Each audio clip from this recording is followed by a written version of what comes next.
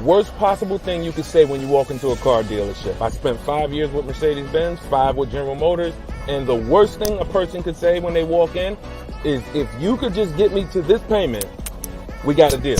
So your loan's probably still like 19, which means you got to pay to get out. You're upside down. It's called negative equity.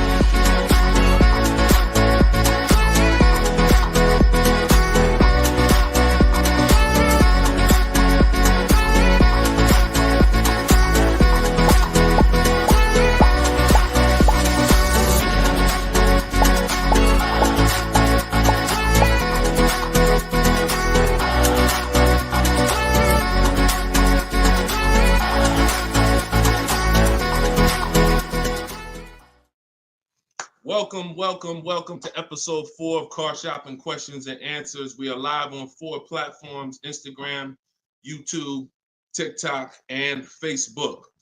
Okay, we already got people asking questions on TikTok. As you come in, we do these shows at 12. Hold on, I want to give my camera time to focus because I'm doing a lot of moving. We do these live shows, it'll focus in 1 second, at 12 p.m. and 3 p.m. Eastern time. Hold on, I'm out of focus. There we go. 12 p.m. and 3 p.m. Eastern time. Now, we broadcast these shows throughout the day because a lot of people can't make the live broadcast. You want to tell your friends about it. If this is your first time with us, you've never been on a live with us before. Oh, wait, hold on. They're saying that hold on, can't hear. No sound. All right, hold on. Let's see. How about that? We're good on TikTok? Let me make sure we're good here on, give me a clear if we're clear on Facebook now. Give me a clear. We always got to do the housekeeping, y'all, and I need your help. Before we get busy, let me know audio is good. I see we're clear on TikTok. How are we on Instagram, on YouTube, on Facebook? All right, perfect. I see the thumbs up just came through. Okay, so this is episode 4. We do these live shows 12 p.m. Eastern time and 3 p.m. Eastern time. So you'll see the broadcast throughout the day, but if you want to actually be live with us, then you want to join us on any of the 4 platforms at one of those 2 times: Monday, Tuesday, Thursday, and Friday. So we are live. My name is Deshone the Auto Advisor. I am the author of the digital book, Cars from Home, 7 Steps to Saving Time, Money, and Avoiding Dealerships.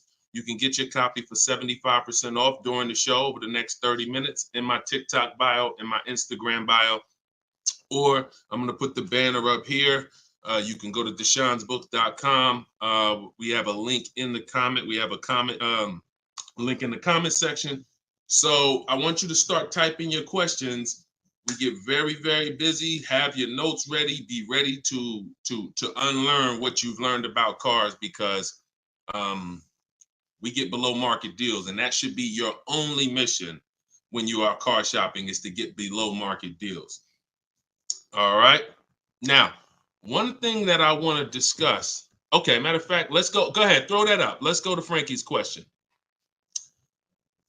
So this is from TikTok. Can you please give me the percentage breakdown on leases again?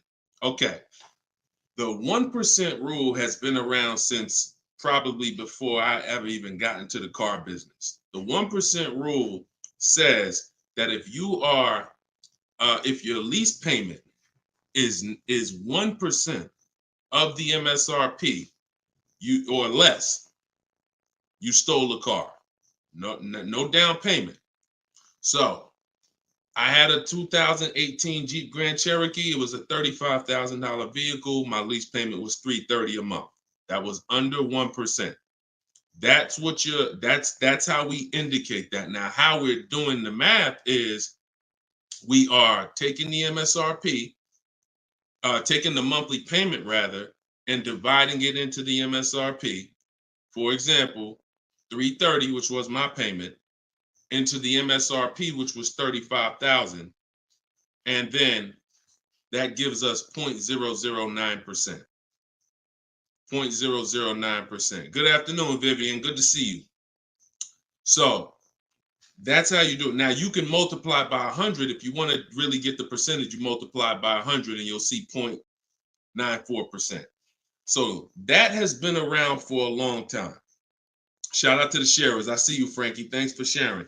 Please DM me too. I'm still waiting on ideas for what we could do for the people who share the broadcast. I mean it. We want to make sure we are rewarding people who share, tag, people who invite people to the broadcast. So DM me these ideas. Those are the only DMs I'm looking for because we get too many DMs to really respond to them. We get probably 50 to 100 a day. So we can't respond to all DMs, but those are the ones that I'm looking for. Okay, shout out to everybody who shares. Now, that's been around for a long time. That's how you know you stole the car. It's not even a question now that we still need to get offers because like this is Freener right here. This is why you never want to get excited about one offer unless it's the lowest bid. Here's why. Freener, she just got a, hold on, I'm putting it up here on the screen. She just got a 0.88% lease on a Jeep Grand Cherokee hybrid anniversary edition. $65,000, $65,950 was the MSRP. Her best bid was $579 a month. She's in the video library. She has what we teach.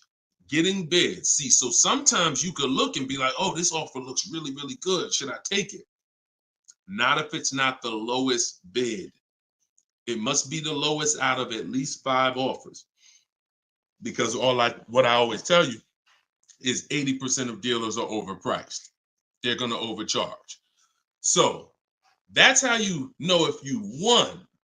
Now we had to come up with something. When I started teaching people about leasing, I said, oh, shoot, some of you going to go out here and you've been buying your cars and you're going to walk into dealers and you're going to get a lease and you're going to think it's good because you're still paying less than somebody who actually bought. But we had to come up with something that was showing you when you were overpaying for a lease. And so I started doing some math because I love math. And once I worked the math out, I said, okay, how much are we paying before we're paying too much for a car we're giving back? 1% is the steal. But what's the limit? And I started looking at how cars depreciate, how much car, if you bought it, how much the car would depreciate. And I came up with 1.5%. So when we look at the same vehicle that is, let's say a $40,000 vehicle, for example, 1% is $400 a month or less. 1.5% is $600 a month. Now, what you look at is the total you're paying over the 3-year lease. 600 times 36 months, that's 21.6. So when you take $40,000, you add your taxes and everything, you're probably going to end up about 44. 21 is about the threshold where you're still paying less than if you had bought. You're still losing less value, but and you're tying up less money. But at the same time, that's the limit. Above 1.5%, there's no value in this lease anymore. And that doesn't mean we go buy the car. That means we look at competitors because competitors do offer more aggressive lease pro. Every single vehicle, you guys, and there's over 400 of them, has a different lease program. Sometimes even the trim level is different. The Touring has a different lease program than the Limited. So we don't deal with overpriced leases.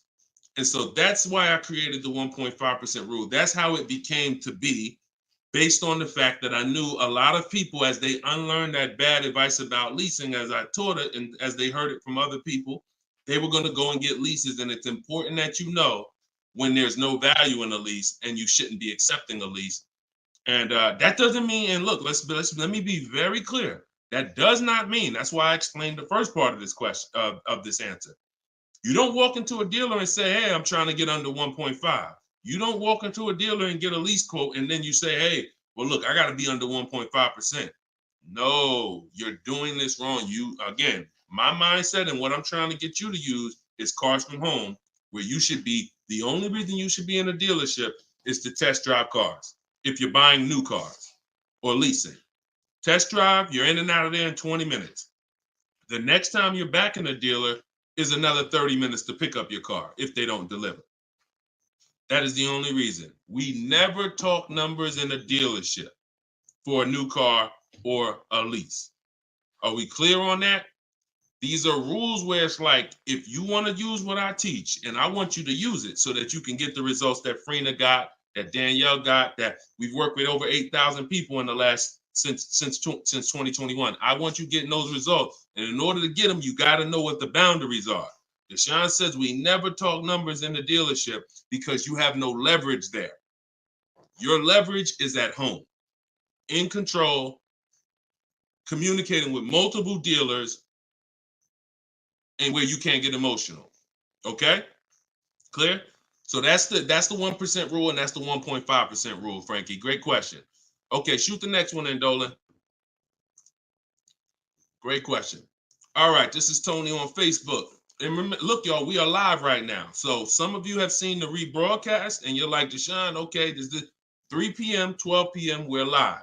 Okay, so this is the time to ask your questions. You're not watching the rebroadcast, and this is also the time to tag a friend and make sure they're here so they can get their questions answered. Shout out to the sharers.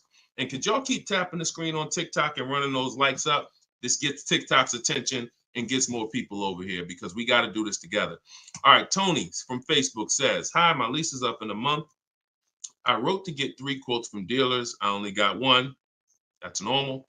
The other 2 are taking their time. That's normal. I have a third-party restriction. Should I wait for the other 2 quotes or just run with the 1 quote? I never run with a 1 quote, and I get 5 quotes. So you're mentioning 3. I never mentioned 3. 80%, again, a lot of what we're talking about, y'all, is math. I'm unfortunate where I have the data. I got probably 5,000-6,000 people who have my book. We probably got close to 2,000 people in the Cars from Home library in my coaching program. That's a lot of data to prove that it's 80% that are overpriced. That's 4 out of 5. So the reason why we must get 5 quotes is because 4 are overpriced. So 3, not enough. Now, if you're doing this manually, this is still easier than you walking into a dealer doing it by phone. But at the same time, I do online. I go to their website. We are connecting with dealers through their website. You don't want to do this with third-party websites that say, hey, we could connect you with multiple dealers. You don't want that because now they're trying to sell your information to the dealers, and this is not what you want to do. You want to create a Gmail account specifically for shopping. We go to 25 dealers' websites. In my book, I link you to all the dealers so that you can just put in the zip code, and then it'll pull up all the dealers around you for every brand. But you can do this yourself. You can go there and you can actually you go to each dealer's websites. We do a copy and paste message. I have a template that I use that the people who follow my stuff use. And the template you need to tell them exactly what you want and what you're open to. Colors wise, this is why we build our car. We always build our car, go to the website, build the car, because we tell them exactly what we want and what we're open to. This takes us 20 minutes to contact 25 dealers online, copy and paste. We're telling them what we're looking for. Hey, these are the colors I'm open to, blue, black, or silver. These are the trim levels I'm open to, limited or touring. We're telling them this is these are the package, these are my must-haves. I need the big sunroof. All of that has to go in to it's not that you're not car shopping online. You're just now you're car shopping against people who their job is to make money. And so if you don't have what I'm telling you I've responded to hundreds of internet requests when I work for the dealers. If you're here for the first time, type a 1. If this is your first time ever being on a broadcast with us, type a 1. I want you to know a little something about me. I was inside car dealers for 14 years, responding to these quotes. So The reason why I'm giving you the exact strategies is because I know there's so many things that you're not trained to give the dealership that they need. They can't give you a quote without it. They can't shop correctly, without it. Okay, shout out to the first time people. Could everybody type welcome to the first time people? If you've been on here before, type welcome to the first time people. Now, once you give them that information, you're copy and pasting that. Copy, paste, copy, paste, copy, paste. You're doing that with 25 dealers. And then that creates the conversation to see where the dealers are actually coming, where the deals are coming from. But you need to see who has a car first. You need to see who has a car first. So, oh, you're talking about selling the lease. Okay, you're earlier in the process. Understood, Tony. Okay, perfect. No, just talk to another used car manager. And you want to have conversations because one, your car is worth different things to different people. You need at least 3 for that. You're on point. Yes, 3 quotes for your lease buyout. For your old car from 3 different used car managers. And if the 2 are not getting back to you, then just move on to other ones. But be aware, you should be using those values you got online from the online buyers to see if you have equity, because not everyone has equity. The whole purpose of the equity assessment is to make sure you're not leaving any money on the table. That's the purpose. But there's no guarantee. Many people have turned their leases in not knowing that they should have done an equity assessment, and then the dealership sitting on $2,000, $3,000, $4,000, $5,000, $6,000 that they didn't know about. That's what we want to prevent. So if you do those offers and you see you have $3,000, $4,000 in equity, now that's when you bring it here. If you do those offers and you're at a break even or $1,000, then that's not always worth it, because those used car managers are not going to match the highest offer. So be aware of that. But if you have equity there, then 3 used car managers, that's how you make a move. Okay? Fight for your money. This is your money. If you end up making $1,500 out the deal even, and it took you 2 hours, where do you make $750 an hour at? $750 an hour. So this is your money. And if you don't fight for your money, someone else will definitely cash the check. All right? Tyler said, send the next one in. Tyler said, F&I director here in Houston of 2 large stores. Your content is great. I appreciate you, Tyler. This is the 20% right here. See, the 20% can always admit when we're doing something to help the market. The 80% will come on here and be like, oh man, this guy couldn't make it in the car business. Now he's teaching. All right, go ahead. Shoot the next one up, Dolan. This one's from Facebook. What's up, John? Instagram, y'all not typing enough questions. And Instagram, just so you know, the easiest platform to share on is Instagram, because you hit that little arrow, it looks like a paper plane, and it'll let you go down your Instagram friend list and send this broadcast out to probably 10, 15, 20 people. Okay? Don't cheat your friends. All right? Shout out to the sharers. John from Facebook says, is it hard to purchase with a charge-off on credit 3 years old? So everyone who has credit issues should be following Shonda Martin. She's on all the platforms, Road to 750 plus. And you should be working on getting your credit to the point where you can qualify for the best programs. And you don't need an 800 credit score to qualify for the best programs. You usually need close to 680, 690 will usually qualify you for most tier 1 leases. Now there are some cars that have super tier where you tier A1 plus, but that's not most leases. That's not your standard everyday cars that most of us are leasing or buying. So the question is, the answer is, if you don't need a car, then you should be working on your credit. If you need a car, then there's nothing you can do. You need to make a move. And so I recommend a company like Limbuzz. We're always going to give the dealer a chance to match or beat our offer. So whoever we end up buying our car from, some of you have been taught never let the dealer participate. That's costing you money, because the dealer has 7, 10, 12 banks on their end. Now, If they're trying to beat and earn your business, now that's a winning position. See, check this out. When you have a finance manager who's saying this about you, what's the highest interest rate you think they'll pay? What's the highest payment you think they'll pay?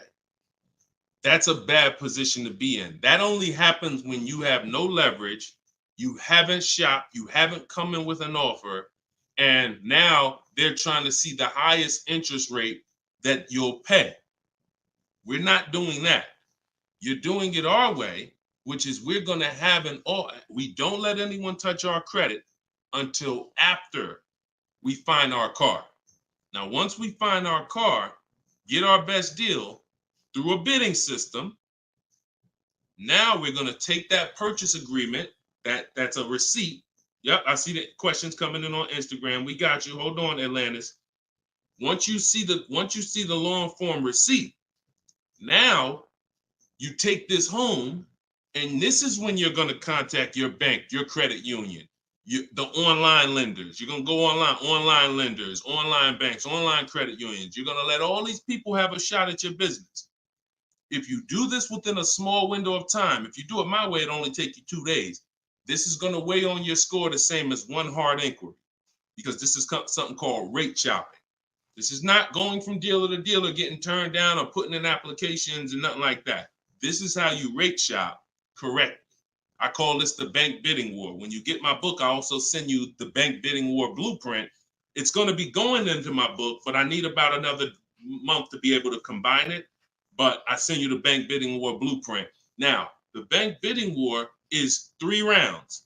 First thing we're doing is seeing, is there any special interest rates that the car we're buying has? In your particular case, John, with credit challenges, you're not going to qualify for that. That's okay. But we need to check that. If there's 0%, 0.99%, that eliminates our need to do anything else with financing, because no one else is going to beat that. Second part of the round starts, there's 3 rounds to the bank bidding war. The second part comes after we find our car, and it's what I just broke down. When we come home, we let all these banks, these lenders, online credit unions run our credit, and so they're bidding and submitting us their loan offers. Now, the third round is the dealer. That's when we're going to call the dealer who we reserved the car with and say, hey, I got 6.29 from this bank. If you can beat it, I'll give you the business.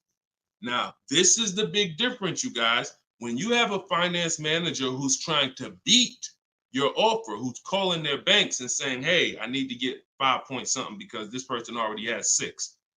That's leverage.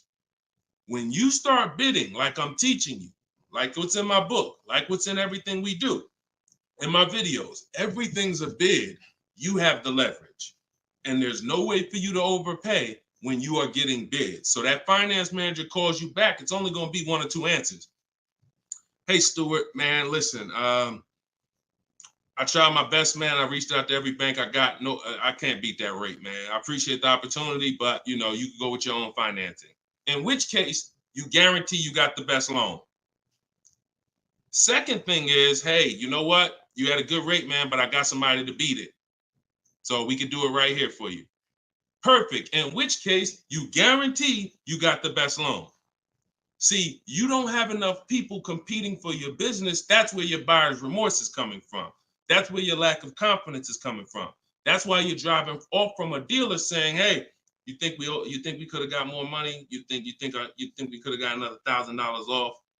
That's all buyer's remorse because you don't have enough people competing. So I want you to stop that. I want you to use what I'm telling you to do.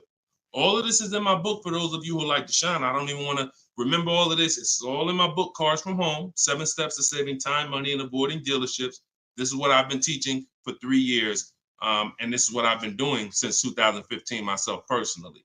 So you can get your book for 75% off. Cue up the next question, Dolan. Oh, John, in your case, though, when you get that buyer's order, you would be reaching out to Limbuzz. So after you find your best car deal, you would be reaching out to Limbuzz and seeing, what their rates would be for you. And then you would be going with, still giving the dealer the opportunity to see if they can beat it. Because once a dealer knows you got an approval already, they kind of have a little more leverage to be able to see if they can beat that approval. But in any case, even if they can't, Limbuzz is pretty generous. but we don't do this until after we find our car. Okay? Great question. Shoot the next one up, Dolan. All right, this is Gemini from Instagram. Can a dealership legally raise the price from what is being offered online? Listen, nobody's suing dealers. So it's not really about what's going on legally. It's probably more ethics than anything. And we don't expect dealers to be ethical. We don't need dealers to be ethical. They've proven that the majority of them aren't ethical. So when you're not ethical, you walk the fine line between breaking the law and not. You walk that gray area.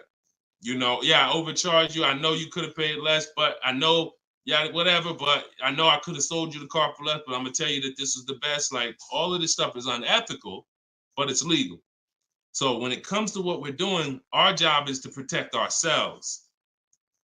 You can't go into a car dealership expecting them to protect you. You can't go into any business transaction expecting the person you're negotiating against or the person who's selling you a product to protect you. That's why we exist, because there's no one out there. If it hadn't been done, you'd been good. If there were, even if the I think it's the Federal Trade Commission or whoever regulates businesses were stepping in to protect the public, then we wouldn't have a need for what we do. But that doesn't exist. So it's on you. It's buyer beware. It's you protect yourself. And so I provide the tools for everyone who wants to take action to protect themselves. All right? But no, we don't expect dealers to do anything other than what they've been doing. Go ahead, shoot the next question up. Let's roll. All right. Why shouldn't a person focus just on monthly payment, monthly car note? Okay, good question. Hold on. Let me make sure I can see Instagram. All right, so this one's from Instagram. Promise Tammy said, why shouldn't a person focus on just the monthly car note amount? So if we did a little math and you go, all right, if you walk into a dealer and you're looking at a $40,000 car and you say to the dealer, how much does that car cost a month? And they're smart, if they're trained, they're gonna say, well, it's not really about the car payment right now. Do you like the car? And once you say, yeah, I like the car, let's get down to numbers, they're going to ask you, they're going to try to figure out what you could afford. Like, what's the most you could afford? Or I can't afford any more than $450 a month. Now, some of you know every $1,000, every $5,000 on the purchase price of a car is how much per month. Some of you know. I know we got a lot of new people on here, but for those of you who've been tapped in with us, how much is every $5,000 on a car loan? So, and the reason why I give you guys this parameter is so when you look at that $40,000 car, thank you, Frankie, got it. You should automatically know every $5,000 is about $100 a month. Yep, you got it, Michael. All right, I see you. We got people tapping on every platform. Good job, Carmelo. So the reason why, see, those of you who focus on just the car payment, you are some of the people who the 80% of dealers are going to manipulate the most and make the most money on. Because when you come in, if you don't realize that that $40,000 car is in no way close to $450 a month, now you have someone who's going to try to manipulate the loan to make that car $450 a month somehow. Now, it's usually going to end with you having a super long loan. So I've had people come to me years ago, friends that would say, Deshone, what you think about this deal? I say, man, let me look at the paperwork. And I see, man, you know the loan is 96 months? Nah, man, I didn't even know that. Yeah, the loan is 96 months. What is that, 8 years? 84 months is 7 years, 96 months is 8 years. So you're out the door at an 8-year loan. Now, I'm not going to assume you know why that's bad. So I'll say that an 8-year loan leads to too much interest, and it's what it is, because if they got you an 8-year loan, it's certainly at a high interest rate, because banks know that those loans, people who need 8-year loans, are risky. People who need 8-year loan, they got to protect themselves because typically the car may have problems in the long run. When you go down, see the whole point with a shorter loan, 5-6 years. Some people want to be conservative. You take 4 years, but you want that car paid off by the time maintenance comes, by the time repairs start being needed, because cars need repairs every now and then. So you want the car paid off. They know that if we give this person an 8-year loan, typically they're probably gonna have issues around year 7, year 6, even depending on the age of the car. So the length of loan, I teach something called the rule of 72 and the 10th birthday. I will not in any way co-sign anyone getting a loan longer than 72 months, which is 6 years, because we don't have, see, what's the longest loan, a mortgage that any of you would take? Let's keep a real fast dialogue going. All of this is to really answer the question that Tammy's asking, which a lot of other people have. So we need to indicate why this makes a difference. The longest mortgage most of you are going to take is 30 years. Mortgage. There are 40-year mortgages available. There's 50-year mortgages available. No one on here said, yo, I do a 50-year mortgage. Why? Because we already know inherently anything longer than 30, that means we can't afford this house. That means we're looking at the wrong house. So we had to make sure we created boundaries so that you understand, okay, if I got to take a loan longer than 6 years on a car, that's telling me I can't afford the car. So once I get my best price, I should already be able to afford that car with a 6-year loan or less. And I combine that with the 10th birthday. So when you look at your car, you should have your car paid off by the 10th birthday. You're taking a lot of risk if you got a loan on the car past its 10th birthday. A lot of the times I was in a dealership, people came in with problems, big repairs, and they still had car payments. Car's 10 years old, 11 years old, and they still got car payments. You could run the risk of being in trouble because that car could be in the shop. Some of you have experienced this. Car's in the shop and you still got a monthly payment due every month. Now, this is disaster, and that's what we're trying to prevent. That's why we don't focus on the monthly payment. When we're purchasing a car, we are only focused on the price of the car. We need to, before we even think about monthly payment, how about this? We need to make sure we're getting the car for the lowest price possible. Because some people go in and like, hey, the car's 40 grand. Well, what if another dealer will sell it to me for 35? Once I get the lowest price, then I'm concerned with what my monthly payment is going to be. So there's steps to this. But yeah, don't focus on monthly payment and just stay committed to what we're teaching, and you'll learn and you'll see why, even more information of why that's bad. But we want you to understand the numbers. Okay? Typically, you focus on monthly payments, you don't quite understand the numbers, but you will. All right, this one's from TikTok. Can you give us some tips about co-signing? Ooh, I have a very, very, very strict rule when it comes to co-signing. Now, some people, you're not going to like this. Some people will tell you this is bad advice. It's just my opinion. I've seen tons of horror stories. I've seen people walk into the dealership. I've seen young people who will co-sign, who will use up people's credit, co-signing, and just burn them, because no one cares about, if you don't care about your own credit, you certainly don't care about someone else's in a lot of cases. So, but I do have some rules, because sometimes it's gonna make sense. When you can pay, if a person does not pay, then you're good. Example, my daughter, we're gonna get her a car. I'll co-sign only if I can pay the note if she doesn't pay. So let's say she's working, she's paying X amount per month, I'm co-signing, but if for example, she loses her job, anything happens, I can pay if she doesn't pay. That could be for the spouse. If they don't pay, I will pay it. As long as that's the rule, then you're protecting yourself, because where you get in trouble at is if you can't pay, if they don't pay. He told me he was going to pay it. He's missed 2 payments. Your credit doesn't get, no, they don't care. So you got to be willing to say that. This has to be a person that I'm willing to pay if they don't pay. That means I got to have that type of relationship with them. Or if I can't pay, if they don't pay, I'm not co-signing, because I cannot depend on things that will go wrong. Life will happen.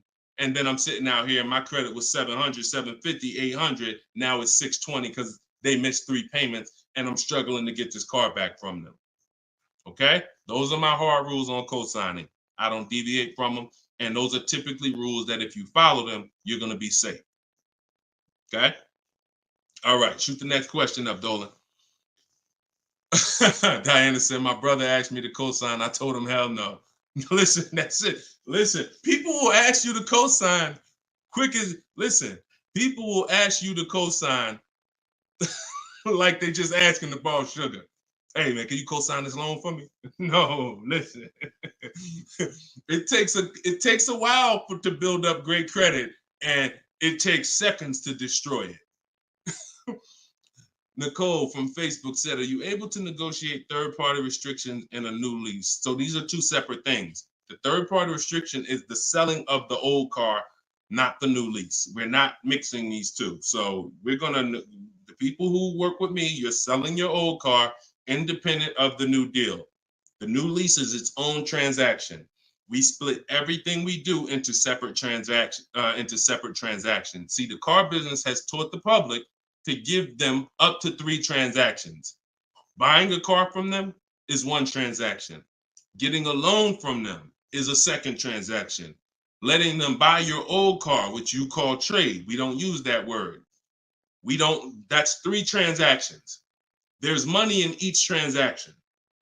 There's money in each. That's why there's companies that only want to give you loans. They don't sell cars. There's money in loans. There's companies that only want to buy your car. They don't care about selling your car right now. There's money in buying cars. So you need to separate these transactions if you want to maximize each. There's no way for you to save the most money without maximizing and looking at each part of your deal as its own separate transaction. So if I have a third-party restriction, I'm doing the equity assessment. A third-party restriction is, some of you have leases. We always need to see if there's any equity in our lease before we return it to the dealership. If you have returned your car to a dealership without doing the equity assessment, you don't know how much money you've left on the table. Because if there's $2,000 or $3,000 of equity in your car, the dealer's keeping that, and that's their money. So, or the bank's keeping it when they sell it, that's their money. It's probably the dealer will find a way to buy it, and it's their money. So when we look at an equity assessment, we're going to do it at all times. Now, there's no guarantee we have equity, but we want to guarantee we're not leaving equity on the table. And so a third-party restriction doesn't mean you can't sell a lease. Who didn't know you could sell a lease? Type a question mark. If that's new to you, this is your first time hearing this, you've been leasing, and you're like, Deshone, I never heard about selling leases. I had no idea this was a thing. Type a question mark if this is your first time hearing that you could sell a lease. Okay. Fish Guy Rodney. Okay. See, so more information is coming out. Okay. Fairy Godmother. Okay. Emil. Okay, I'm sorry. I just tore your name up. Sorry. So as you change Shamir on Instagram. So when we look at this, we got to see that the things that we don't know cost us money. So now it's like, once they saw people, because we helped out probably thousands of people in the pandemic sell their leases, used car values, resale values were crazy. So we had people making $5,000, $10,000, $12,000 selling their leases. I sold my Jeep Grand Cherokee lease. I made $8,900 after I drove it for 42 months because I extended the lease and then I sold it. My mother, she drove her car. She made $10,200. Now those numbers don't exist anymore because values have come back down. But there's still people who are going to make 3, going to make 2, going to make 4, depending on your car. Now, every car doesn't have equity. But when it comes to the third-party restriction, they don't say you can't sell. They limit who you can sell to. You must sell to a local used car dealer. To a local dealer of the same brand. So if you have an Audi, you must sell to an Audi dealer. We are still going to get bids. We're going to get at least 3 bids from used car managers at Audi dealers because your car is not worth the same thing to every dealership. Your car may be worth 19 to this dealer, 19.8 to this dealer, 21 to this dealer, which is why we must get bids. Y'all gonna hear me say that word. Your favorite word, if you stick around and you use what I'm teaching, when you start mastering my strategies, your favorite words are gonna be bids, multiple offers, because that's how we save all the money. So okay, so that has to be handled, Nicole, separately. The selling of your car, the who I'm gonna sell that car to, you find that person first. Then you go shop for your replacement car. And then once you go sign that deal, you sell the car, you do it the same day, and you maximize both transactions. Okay? And all of this, guys, shouldn't take you any more than 90 minutes. This is not something that's going to take you hours. See, my whole thing is to show you how to get great deals in 60, 90 minutes from home. That's why my book is called Cars from Home. 7 Steps to Saving Time, Money, and Avoiding Dealerships. You can all get a copy for 75% off for the next 30 minutes. Just go to my TikTok bio. You won't leave the broadcast. Grab your copy before that timer hits 0. The price goes back up to $97. Or you can go to my Instagram bio, or click it if you're on Facebook or YouTube. Go to the comment section and you'll see a link to deshonsbook.com and grab your copy for 75% off before the timer expires. All right, go ahead, Dolan. Shoot the next question out. Should I feel bad if I get 1.3? I'd only feel bad if I got 1.3 and if it was my only offer. If it was my only offer, or if I only got 2 offers, then yes, because I'm going to tell you why. I'm going to show you something. When I look at what I see, hold on. Okay, hold on. We saw Freener. Some of you saw Freener. That's 0.88. That's just ridiculous. 0.88. But look, Charles, he gets a Palisade. He's paying $48,000 vehicle. His best offer was $597 a month, 1.23.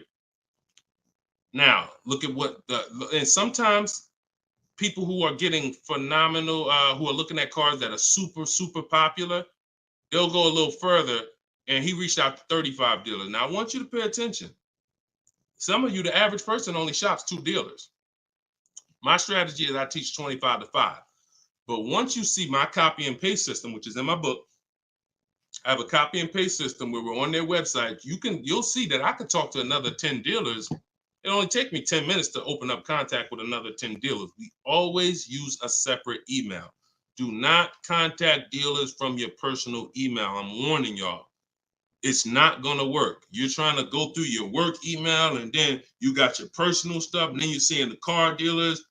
Don't do it. Create a separate Google email, and that's how we do it. So he said, I reached out to 3,500 dealers, got 10 quotes back. So that $597 a month, 1.23 is the best out of 10. So so I always tell you, when you do it right, you're going to see offers that are $150 to $200 a month more. That's when you know you've exposed the 80%, and that's when you know you shop the right way. If you don't see that type of spread minimum, you haven't shopped enough offers. So that's the only time I would feel bad, GKA, is if I didn't get at least 5 quotes, because I don't know if 1.3 was the best. I'm gonna tell you a funny story too, because Freena's in our coaching program, and Freena reached out and she said she was looking at a Jeep Grand Cherokee. Get ready for the next question, but I'm gonna tell y'all, I want to hammer this home so y'all understand the importance of multiple offers and you don't get lazy, because the things I'm telling you might take another 30 minutes, 40 minutes, and they save your family $3,000. You can't put a price on. Well, you can put a price on that. So Freena was shopping for a Jeep Grand Cherokee Limited. She comes to the group and she said, Deshone, this was the best offer on a Jeep Grand Cherokee Limited. It was like 1.2 and change. But she said, the guy that made me this offer said he has this 4XE. It's a hybrid. And he said he could actually do better on that one. She said, what do you think he told me what it would be. It would drop the price here. I said, if you're open to that, then you need to run your quotes again and get 5 more offers on that vehicle, because it may have a better lease program, in which case you need to open it up again. She opened it up again. That's how she got her 0.88% lease. So if she would have just said, well, this guy is getting me 1.1, I'm gonna just take that, then she never would have found a 0.88. multiple offers. That's probably $100 a month difference than what the last offer, $100 a month times 36 months on this lease. You're talking about $3,600. And she did it in minutes. Once y'all learn how to do this, it's minutes. This is not hours. I'm not spending more than 60 minutes on shopping for a car. Now, that doesn't mean I'm not spending time to decide what I want. But once I decide what I want, once you know what you want, 60 to 90 minutes to get the best deal. That's it. All right, shoot the next one up, Dolan. Keep the questions coming, y'all. We are live every day at 3 p.m. Eastern time. Well, not every day. Monday, Tuesday, Wednesday, Thursday, and Friday. Monday, Tuesday, Thursday, and Friday at noon and 3 p.m. So this is our live show. Okay. Throughout the day, though, you may see a broadcast and you'll know, okay, you'll still be able to get value because most of the people who are asking the questions on here are asking the same questions you would have asked. So go ahead, Dolan, shoot it out. This is Raymond from YouTube. How do you structure a lease? So the first thing you want to do is look at the car you're thinking about leasing. And we like to use a 1.25% formula estimate to see if we should be even looking at that car. Okay. So if I'm looking at a car that's $40,000, I'm doing a 1.25% estimate. I'm multiplying it by 0.0125. And then I'm going to see, 40,000. I'm multiplying that by 0.0125, and that comes out to 500. So that's going to tell me if I'm looking to be at 300, that's not the car that I'm going to be looking for in most cases. Now, we don't know if the best deal is going to be 1.25, but we're trying to estimate based on a bad deal is above 1.5. Anything above 1.5, we're overpaying for our lease. No money down. Money down comes later. Now a steal is 1.1%. So I teach something in my book. It's called 1% is the steal. Between 1% and 1.5% is the deal. And then above 1.5% is time to chill. We don't do that. So that's the first thing. Now, once we move past that, now it's time to choose our mileage. So we're going to look at our lifestyle. We're going to see how much we drive to work, how much we're going to be driving the car. And once we come up with that, you're just doing some simple calculations. What's your round trip to work? 10 miles. How many days a week? 5 days. Okay, that's 500 miles a month. That's if you do the math. Let's say your trip to work is 20 miles round trip, and you do that 5 days a week. You're doing 100 miles a week to work. Times 52 weeks of the year, that's 5,200 miles. So I walk you through this in my book, but this is simple.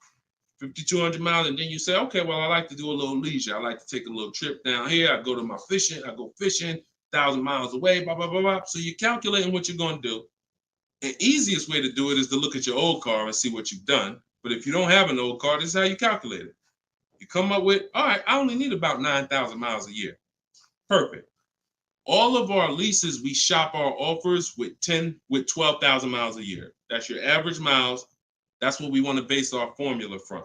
So whenever we reach out to a dealer, we do this online. As I said, everything we do is online. Once we do this, we're shopping multiple dealers and we're telling them, work us up a lease quote. First month's payment, total out of pocket. If you were on the last show earlier, we talked about we don't say down payment anymore. We say total out of pocket, TOP. Everybody who's clear on TOP, if you were on the last broadcast, type TOP. If you weren't, TOP is total out of pocket. That means only thing I'm giving you for this offer right now is my first lease payment, and I'm driving off. Total out of pocket. We're not saying down payments anymore. Okay? So now, we're structuring our lease with first month's total out of pocket, 12,000 miles per year, and that's how we're sending the offers out to the dealers. All online, all copy and paste. These are all templates I have, but I have templates where you just fill in what you want, blah, blah, blah, all in my book. There are links, there's templates, but if you're going to do it your way, that's fine, but this is how you do it. And you can sit in your computer and just copy and paste. And now you're looking to get 5 quotes. That is the mission. 5 quotes, and that's it. That's how we structure our leases. Once you're done and you get your best quote, Now that's when you adjust your mileage. So once you identify the best dealer, the winning bid, now you're going to say to that dealer, hey, can you adjust the offer to 10,000 miles a year? Can you adjust it to 18,000 per year? Can you adjust it to 25,000 per year if you're a high mileage driver? And you adjust it from there. But that's it. You do this over and over, rinse and repeat. Rinse and repeat. All right. Great question. Shoot the next one in, Dolan. All right. Shout out to the sharers. Thank you, Liba. I see you. Thank you so much. This one's from Preston on YouTube. What is the best way to finance a car out of state? It's no difference.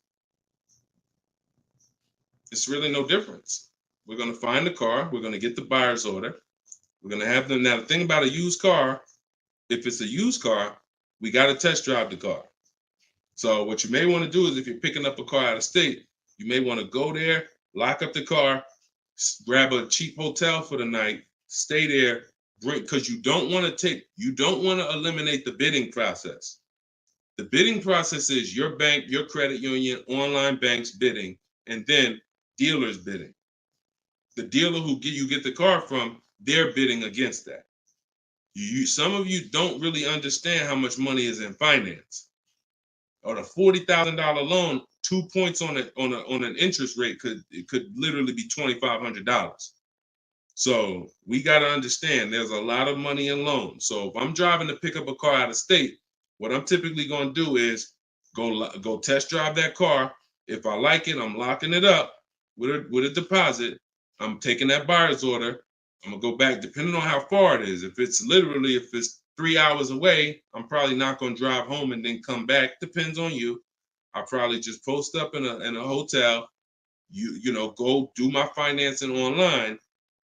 Let all these banks and credit unions run my credit so I can get their offers, and then I would call the dealership the next day and say, hey, this was my best offer. If you could beat it, I'll just come get it from you, and that's it.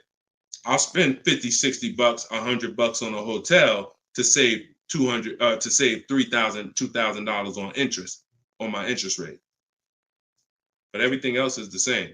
So we can't be scared to go out of state. If many of you who are using what I'm teaching, you're going to see. Look at Eddie. Who was Eddie who drove? Hold on. Short conversation. John, hold on. Market. Trying to think. I'll see many of who I'm going to share with you. You'll see they'll say when they're picking up their car, I'm driving 45 minutes. I'm driving an hour and a half away. Look at Sean. Perfect example. Sean, he's also in our coach. Now, I don't want you to think, I got to be in Deshaun's coaching program. There's just some people who are. The information's in the book. We got the video library. For those of you who are like, okay, I like videos to go along with the book, that's fine. I link you to some videos in the book, but then there's some people who coach with me and I can talk personally to them. So Sean comes on here and he comes into the group. He said, he sends this. Look at the amount. He said, I'm looking at some advice on this F-150 Lightning XLT. It's a $73,000 truck.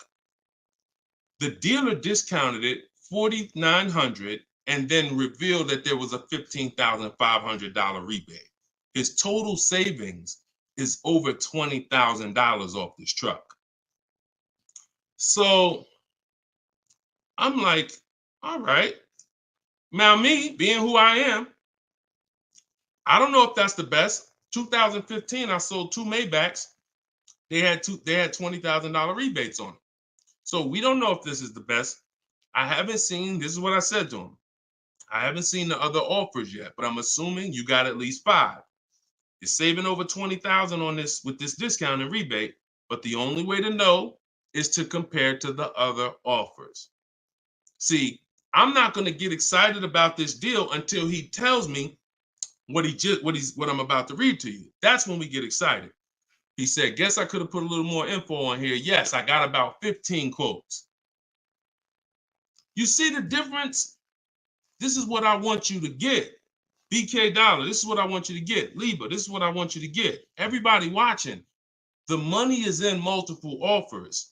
The reason why you're not saving, you're just not getting enough offers.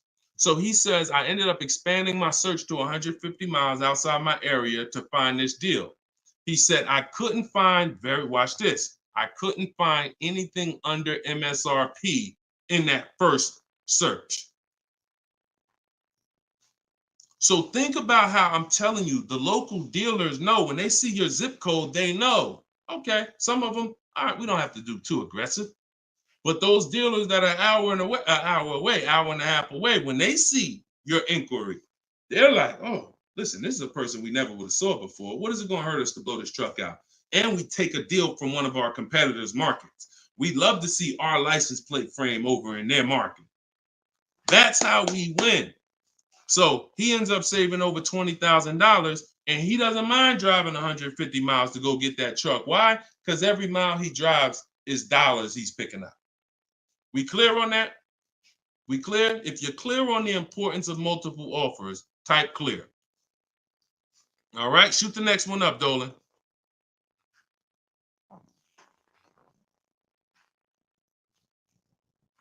Okay, this one's from Instagram. Atlanta's Black Gabriel, or Gabrielle. I think it's Gabriel, my fault.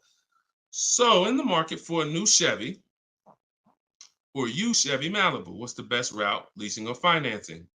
How many years are you keeping the car? If the answer is 8, then you should be buying. If it's at least 8, see, I teach something. My book is called Cars from Home, 7 Steps to Save Time, Money, and Avoid Dealerships. Everything I do, when you go, the video library that we have, your best deal in 7 days, 7 steps. These are not going to change. The first step is the foundation to your deal. The first step is the foundation to your deal, which is lease or buy. Because you cannot get a good deal if you bought when you should have leased. It's impossible.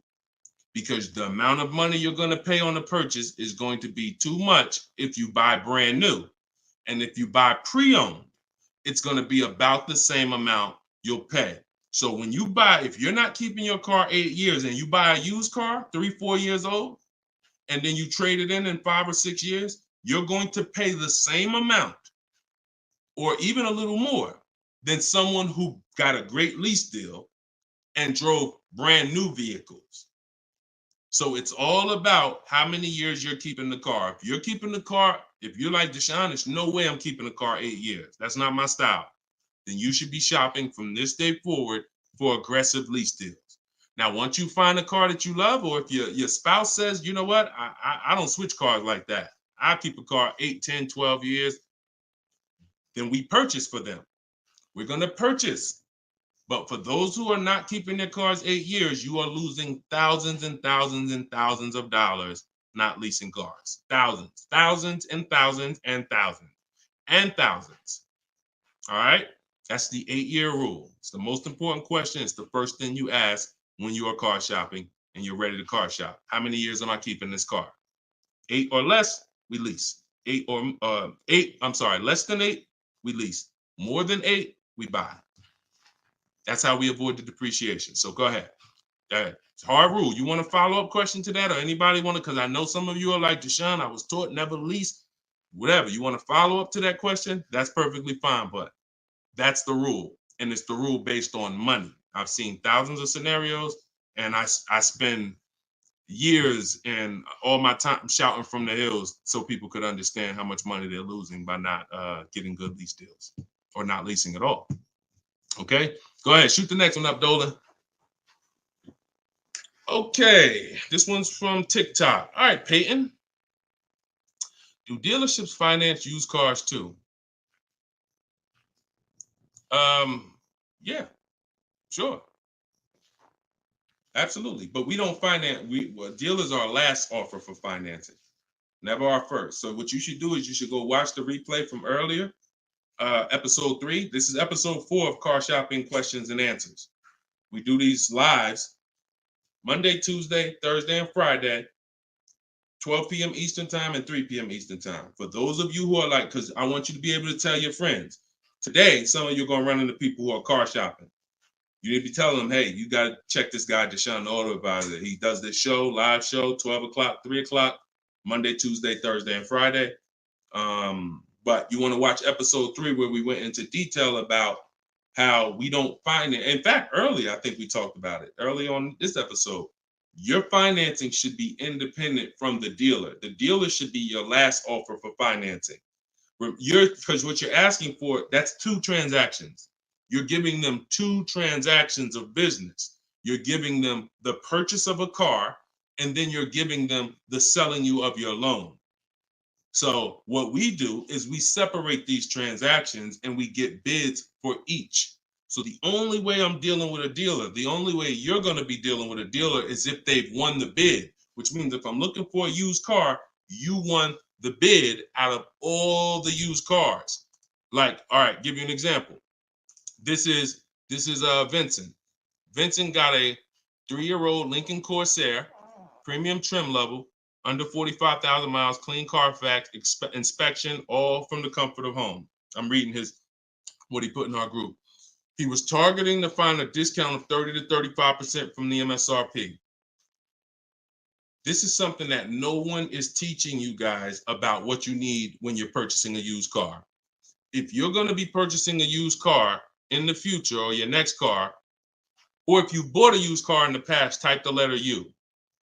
Type the letter U. If you're going to be purchasing a used car, or if you have purchased a used car in the past, I'm about to give you something that you have never heard before, but it is no way for you to know you got a great deal until you start talking the way Brandon talks here. You notice he said 30, he was targeting to find something 30 to 35% from the MSRP. In order for us to know, I see you, Shelby. I see you, Emma. I see you, Katarina. I see you, Raymond. Okay, perfect. Atlanta's Black Gate. All right, a lot of people. Okay, so when you are shopping for a used car, let me tell you a story, give you an example, all right? So I was shopping for my pre-owned Infiniti truck 3 months, a little over a year ago. I narrowed it down to 3. Now, I narrowed it down based on title history,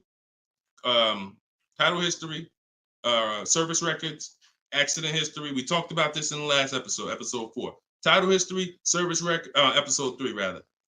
You can see it on YouTube. And if you're on YouTube, please make sure you subscribe and please hit the like button. It matters because that shows the algorithm that we talking business over here, that more people need to be here.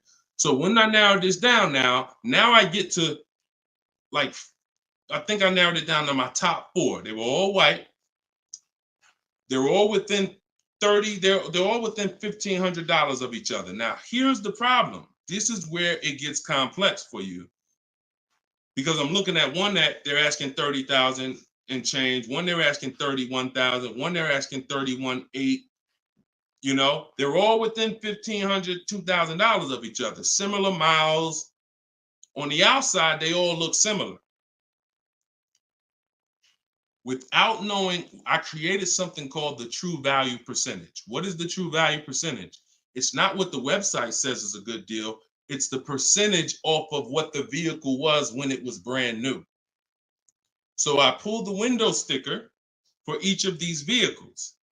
I pulled the window sticker, and what do I see? Now I teach you how to do this in my book. I teach you this entire process, but I'm walking you through it. Exactly. I pull the window sticker. You can get it from Carfax, depending on if Carfax has a deal with that manufacturer. Carfax has window stickers.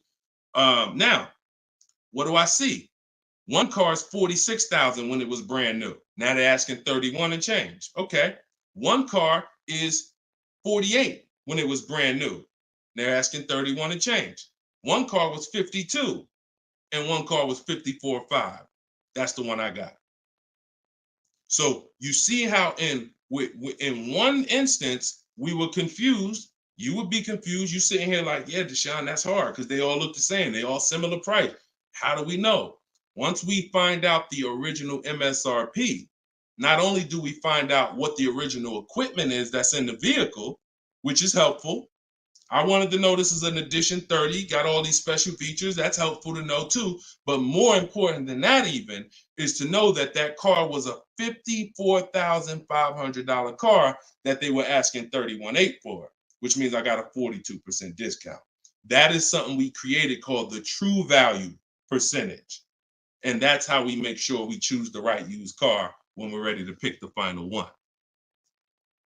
This is what we do here, y'all. If you this is why, like, this is why we've been blessed, because God knows we're giving you the information you need to win with. So all of this is in my new book, Cars from Home, 7 Steps to Saving Time, Money, and Avoiding Dealerships. If you want it all in one place, you can watch the show. You can watch my free social media videos. I got hundreds of them. Or you can say, Deshone, I'm going to get this it's 75% off in my TikTok bio. It's normally $97, but you can get yours for 75% off. And you can get it in my Instagram bio, or if you're on Facebook or YouTube, click the comment section and click that button that says Deshone's book and get you 75% off for 30 minutes. After 30 minutes, price goes back to $97. So, all right, but that's the true value percentage. And that these are the things that we never buy a used car ever without looking at the true value percentage. So when you saw what he said when he bought that Lincoln, as he was targeting to get something 30 to 35% off MSRP, and he ended up getting one for 43%. So that's what you need to know. Go ahead, shoot the next one up, Dolan. Great questions today. All right, Raymond on YouTube. Does it make sense to buy an existing lease? So when you're buying a lease, all you're doing is buying a used car. That's how you got to look at it. It's a used car. It's just, it may be your car. If you're buying your lease out, it's a very different. See, what I see most times is people want to buy their lease because they don't know how to shop. Because there's deals out here. We've been making deals since the pandemic. I started our video library. We started that in 2021, November, middle of the pandemic, when people were paying ridiculous prices over with the 80%. They were cashing the biggest check they've ever cashed in their lives. Like in their lives, they were like, and we were getting deals all since then. Felicia came in. She was our first person in our program who got a BMW. She saved $1,950 January 2022. And so we when you get bids, you reveal. That's why we don't pay attention to nothing out there. I don't care what anyone says, what any dealer says does not matter to me. That does not matter, because I know that if we got deals all through the pandemic, oh, forget it. That's why this market, we're killing it even more.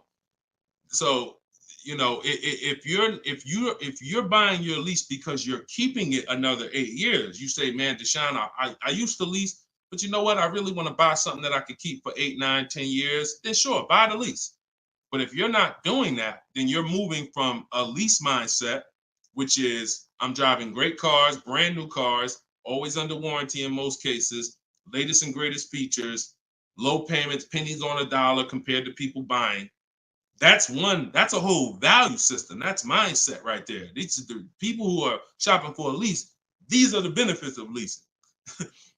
And then you're moving and saying, all right, I'm going to buy a used car now. Very different, very different. So you got to be, you have to have had a change in mindset and goals to buy your lease and buy a used car. And it's never, what I see most times is people just don't know how to shop. When you use what I'm teaching you to shop, get 5 offers, you're going to see there's deals everywhere. Everywhere. Go ahead. Shoot the next one up, Dolan.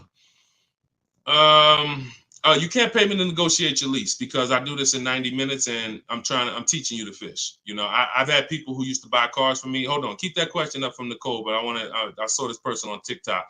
I'm not in the business I'm in the business of teaching people how to fish. So, you know, because what happens is you're building a trust in something. Like, if you're not willing to learn what it takes to do this in 90 minutes from home, like I'm teaching you, then you are the same type of person. That same mindset will lead you to go into dealers because you're just lazy and scared. Now, I'm not saying that's you. I'm warning you to not let that be you.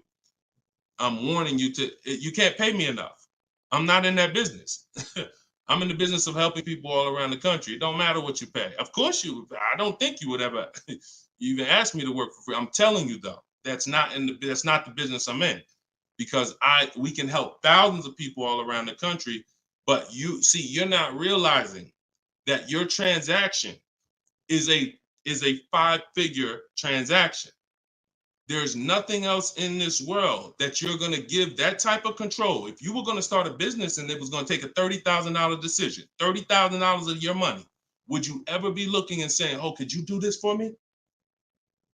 You see, we do things with cars because we've been programmed to do them with cars. Car dealers have made you so scared that you've been programmed to do something, but you never do it with anything else. You never do it with a house. You wouldn't say, hey, could you just, I'll pay you to get my house for me. I'll pay you to, start this business for me. No, it's only cars. So when you realize that this stuff is easy, that old way of going into dealers and going back and forth, see, you're thinking of the old way. You're thinking, oh, I need somebody to tag along with me. Yeah, I got Deshone sitting over there next to me. I wouldn't be there because I'm at home. Where you see me at, this is where you see me at is exactly where I got my Infinity truck. I just told you about the deal. Where you see me at is exactly where I get my cars from. I sit right here, and all the people who got my Cars from Home book, who are in the Cars from Home video library, they're all right here. Some of them in the airport buying cars. Some of them at their desk at work making deals on cars. Nobody who's learning from me is in a dealership making deals on cars. So that's the old way. And if you think that you got to unlearn that or you can't win with me, you got to scrap that. I know it's painful. I know it sucks. I know it makes you feel like you're a loser. But that's what I'm telling you. Scrap that joint and do it my way. And when you do it my way, you're going to be like, oh, shoot, man, how the heck wasn't I shopping like this years ago? All right. So now Nicole on Facebook. Do you shop or negotiate differently for a car that is low in inventory or shortage? No. Now, the only difference is, let's say, and this is the reason why we connect with 25 dealers. See, in my book, I said we use the 25 to 5.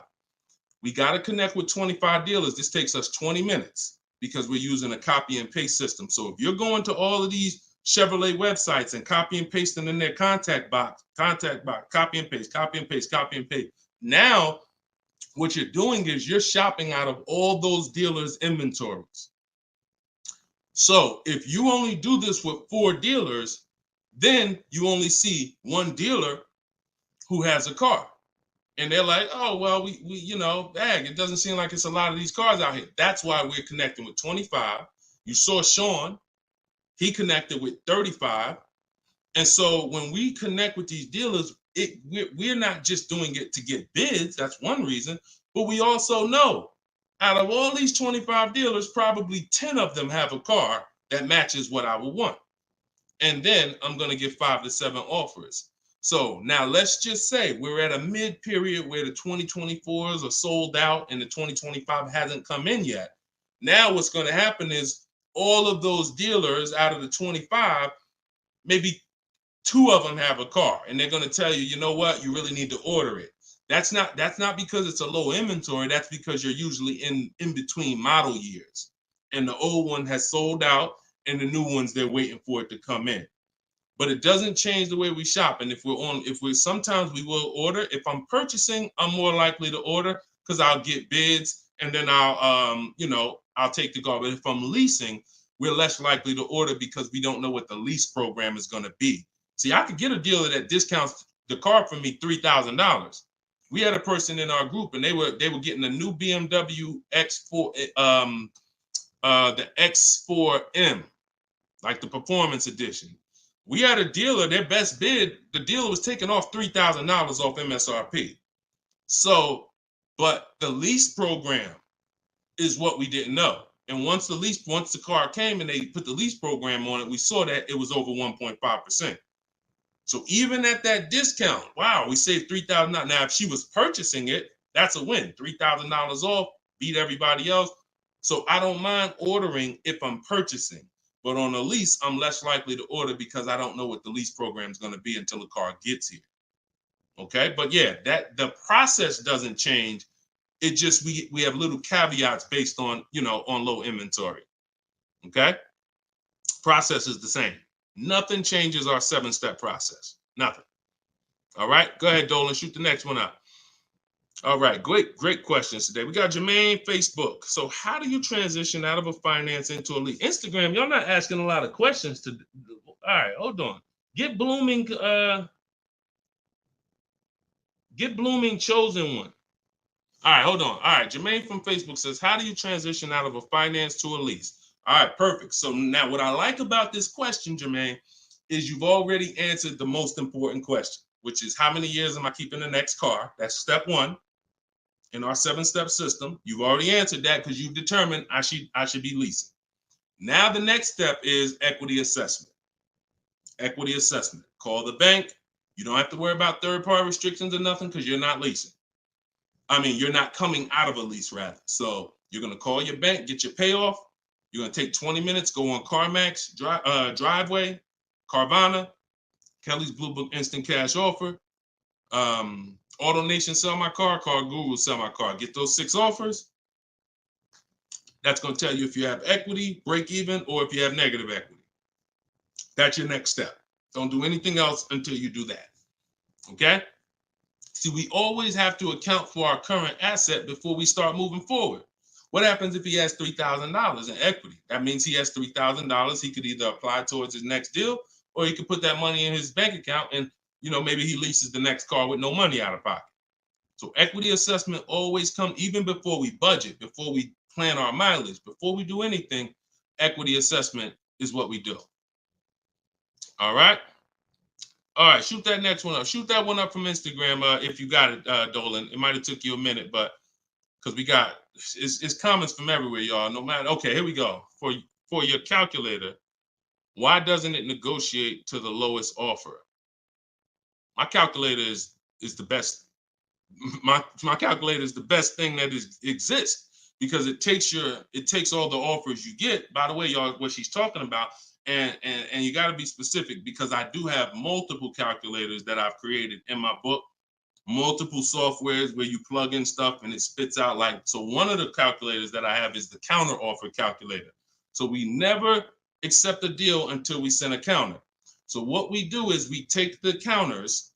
We take all the offers we get, we plug them into my calculator. Whether it's a lease or whether it's several types. One is for leasing, one is for cash purchases and financing. Now, when you're financing, you're always getting your deals with tax and everything included, all in. So what it does is it takes all the offers, you plug them in, and then it spits out which one is the best, and it counters everyone based on the best offer. So let's just say a dealer says, I'm gonna do a 1.1% lease, and then this dealer says 1.2. This dealer says 1.3, 1.5. It's not countering all the high offers based on their high offers. It's countering all the offers based on the lowest offer. Because if the 1.1% lease was presented to us, that means any of the dealer could have did it.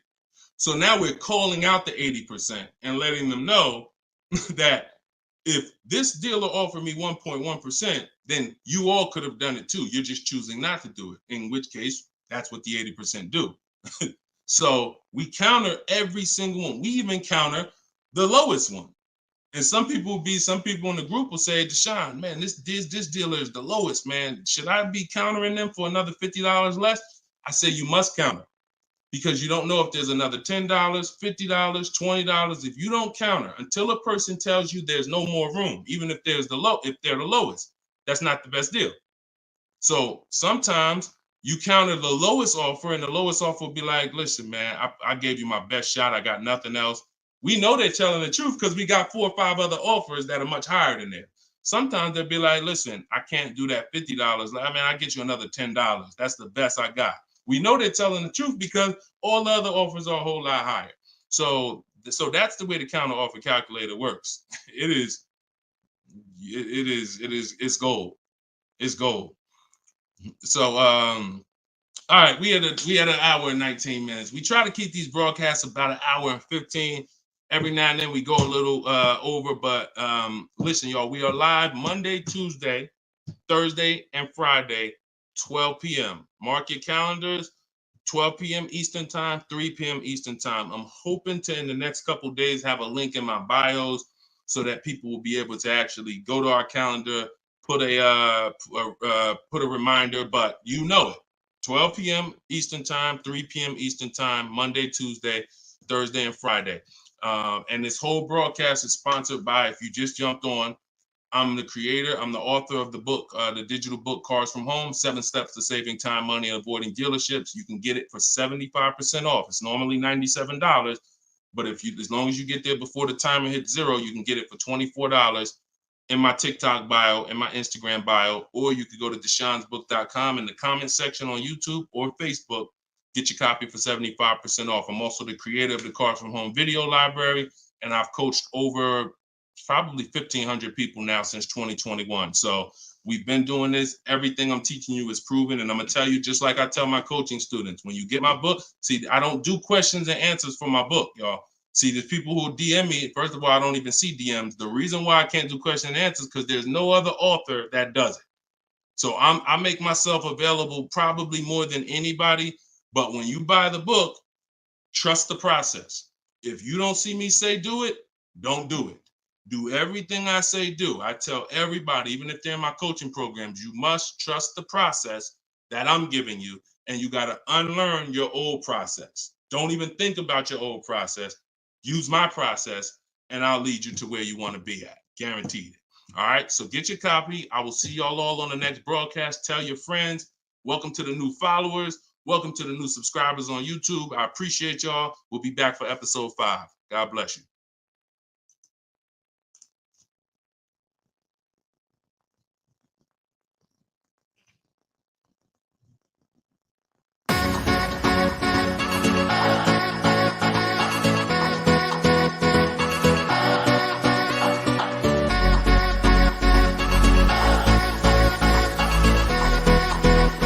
The worst possible thing you could say when you walk into a car dealership. I spent 5 years with Mercedes-Benz, 5 with General Motors, and the worst thing a person could say when they walk in is, if you could just get me to this payment, we got a deal.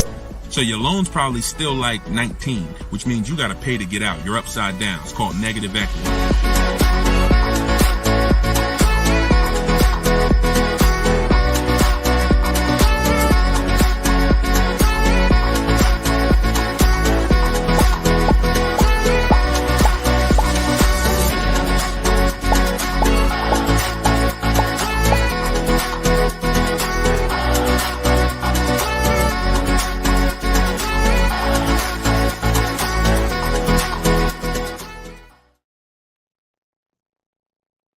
What's going on? What's going on? Welcome everybody to Wednesday, 12 noon car shopping Q&A.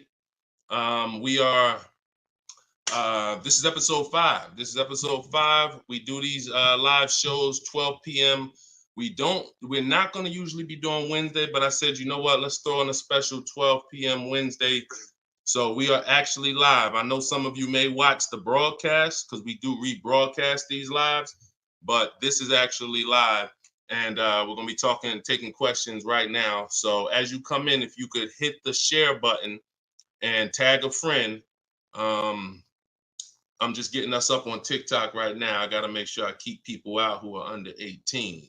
So come on in. I'm going to share this. If you don't know me, if this is your first time seeing a show with me, type the number 1. Type the number 1 if this is your first time. Welcome back to people who have been here with us in the past or on previous shows. My name is Deshone the Auto Advisor. I spent 14 years in the car business, 5 years with Mercedes, 5 years with General Motors. And now what I do is I show people who want to learn how to car shop from home and how to save more money from home than they're ever going to save in a dealership. So I'm the author of the book, the digital book, Cars from Home, 7 Steps to Saving Time, Money, and Avoiding Dealerships. And I'm also the creator of the Cars from Home video library, which is a step-by-step video platform.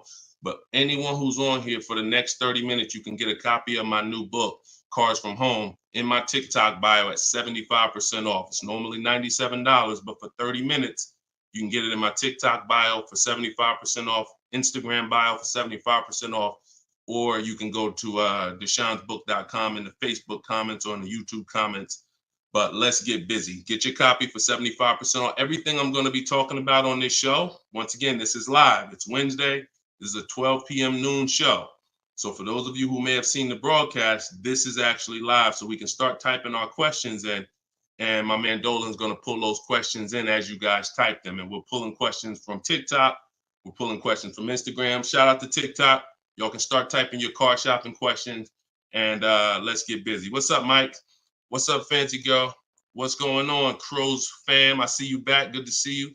What's up, Manly Snacks? Good to see everybody coming in on TikTok. And as you come in on TikTok, can y'all start tapping the screen? If you're going to spend 10, 15 minutes with us, start tapping the screen, shooting those likes up.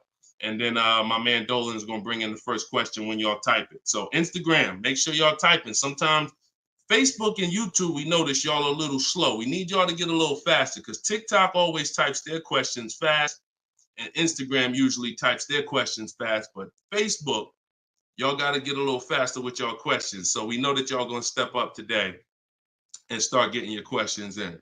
All right. I see one that came in from JC. You want to pull that one up, Dolan? On YouTube? Okay. Our best deals, are they made from the comfy confines of our home, or should we hammer it out at the dealership going toe-to-toe, jab for jab with the salesman, finance, and sales managers? Well, you have no leverage when you're face-to-face with someone. And leverage is what gets you good deals. Leverage is what, oh, we up to 500 likes on TikTok already. Shout out to y'all. Keep tapping the screen. Appreciate y'all. And tag a friend. Everybody bring your friends over. They need this just as much as you do. So what JC from YouTube just asks is it better? He's basically saying, am I gonna lose something by not being in the dealership face-to-face with a car salesman? You know, am I losing something? And it's a good question, but you're losing something by being there. And let me explain why. You're losing something by being there because your leverage in a negotiation, it comes from you talking to other people and having other offers. Let me give you a real example so that you can really understand that. When people are negotiating for your business, you're going to save the most money without trying. You go into the supermarket. Do you have to try to find the best deal on laundry detergent? Do you have to try to find the best deal on, anything, spaghetti sauce? No. Why? Because companies are actually hoping that you look and see that they're the best deal. Hey, look, we're on sale this week. Hey, look, choose us. They're trying to get your attention. They realize they're competing with all these other brands and they don't mind. So even with a TV, I always use a TV for example. If you go out to buy a TV right now, is anybody on here worried about overpaying for a TV in 2024? Anybody? And I always want to remind people, as you new people come on, this is live. This is Wednesday, our 12 p.m. live call. So our 12 p.m. live show. So you can ask your questions. This is not our rebroadcast.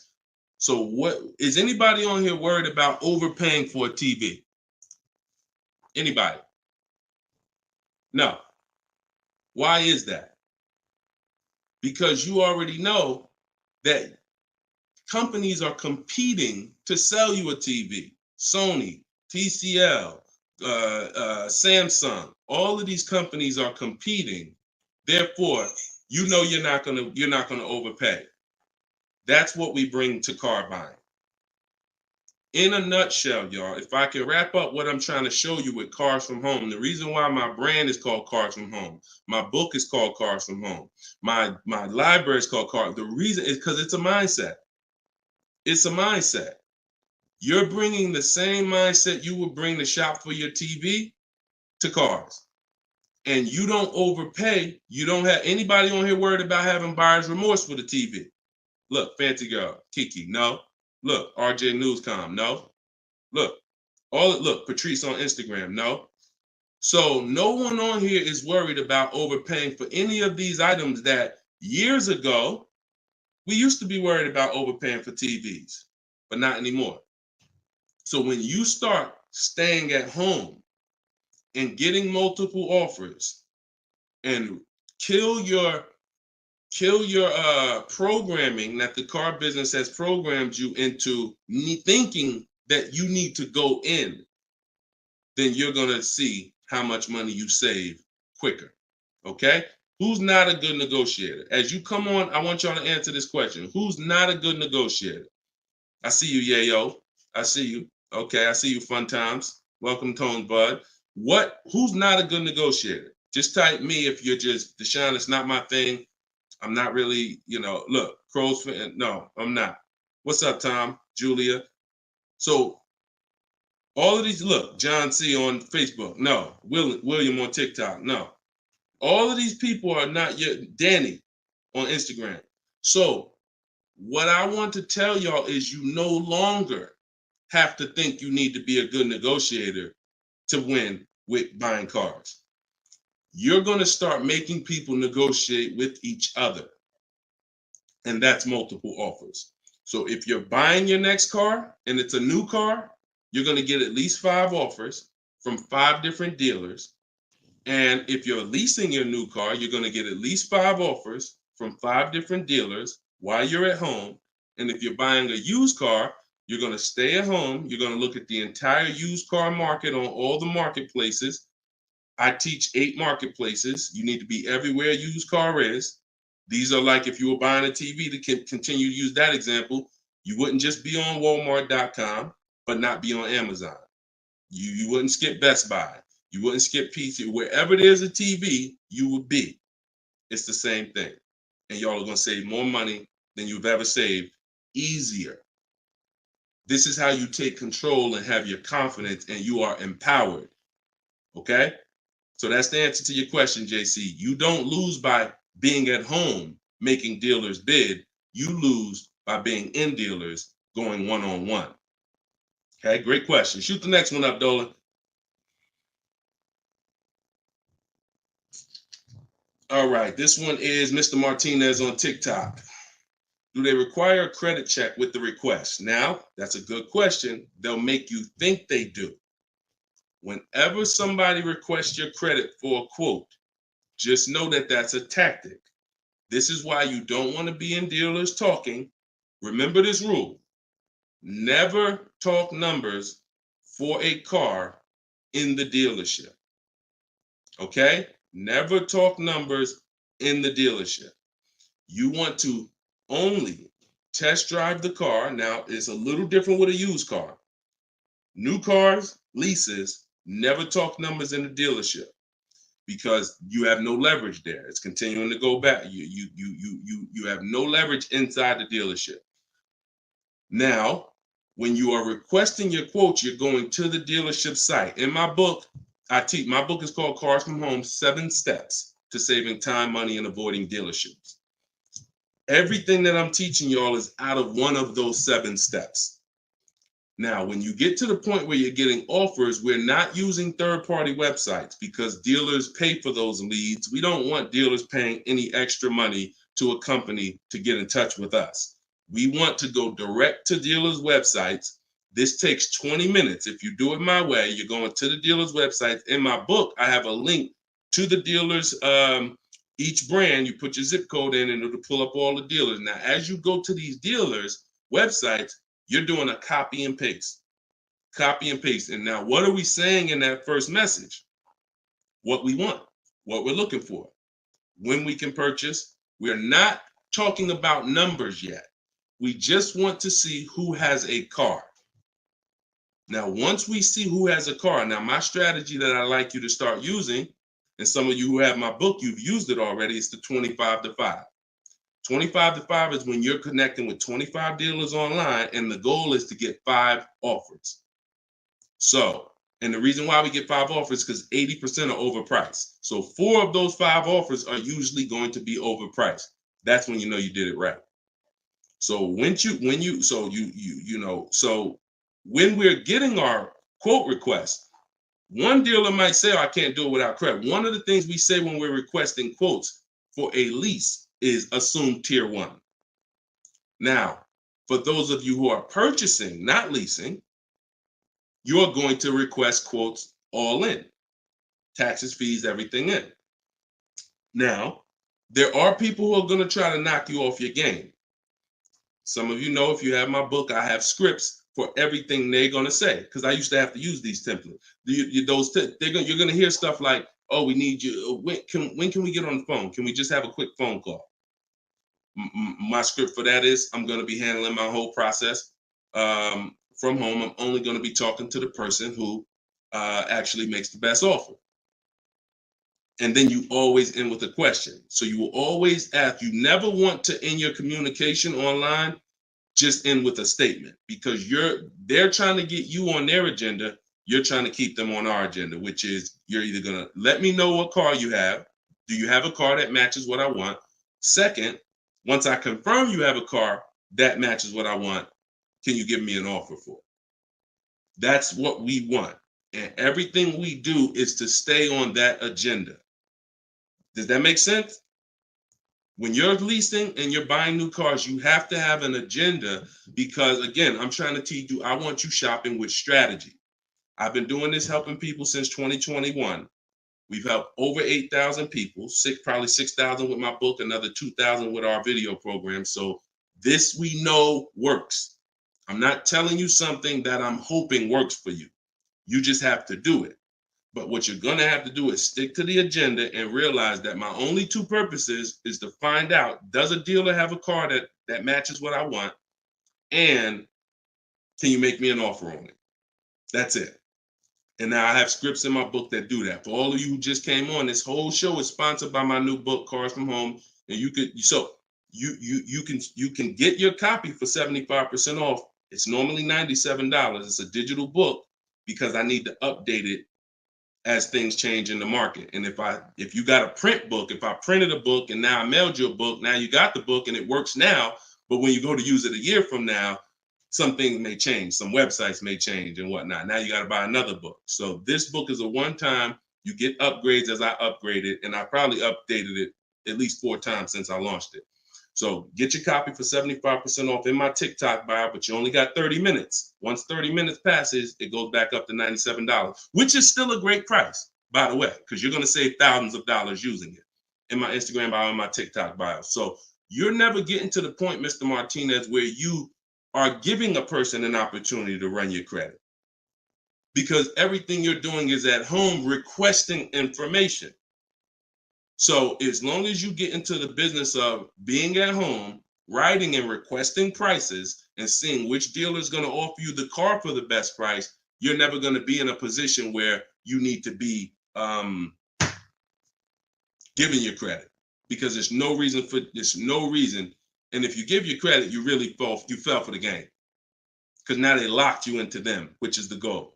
So no reason for everybody, no reason to give credit to give somebody our credit to get an offer. All right, go ahead, Dolan. Next one. Type your questions. I see a lot coming in from Instagram. I'm in the dealership right now. Vital on Instagram. Keep that up, Dolan. Vital just said I'm in the dealer right now. Now, if you're there negotiating, then you're never going to get the best deal. You're never going to get the best deal. Understand, y'all, I'm not playing games. For those of you who don't understand what we really do here, like, this is Greg right here. Greg used our strategies. He got a $56,000 Kia EV6 win. He got it for $527 a month on his lease, no money down. That's through bids. That's not through negotiations. Danielle's lease, $44,000 Audi A3. She got it for $550 a month, no money down. You know, this is on a purchase here. Sean bought, and some of you may have these cars and look at your payments. And you're going to say, Dad, Deshone, I got that same car, man, and I ain't get that price. That's why I'm trying to tell you to listen. And like, we're not regular here. And sometimes I think, like, I'm not the public. I could be in the car business making $200,000-$300,000 a year if I wanted to. This is not God's plan for me. I'm trying to give you the game, but you got to understand who I am. This ship has sailed. We've been doing this for thousands of people since 2021. If you just now here and you just finding me and you haven't used my stuff yet, like, you missed it, but understand, don't keep missing it. This Sean, he got this F-150 Lightning XLT $73,000 truck, brand new truck. He saved over $20,000 getting bids my way. And the people who learn from me, they're never going back to the old way. They're never going back to negotiating and dealing. It only take one time for you to use what I'm telling you and see how quick you buy cars and see how much money you save to realize, oh shoot, I'm never going back to that old way of car shopping again. All right.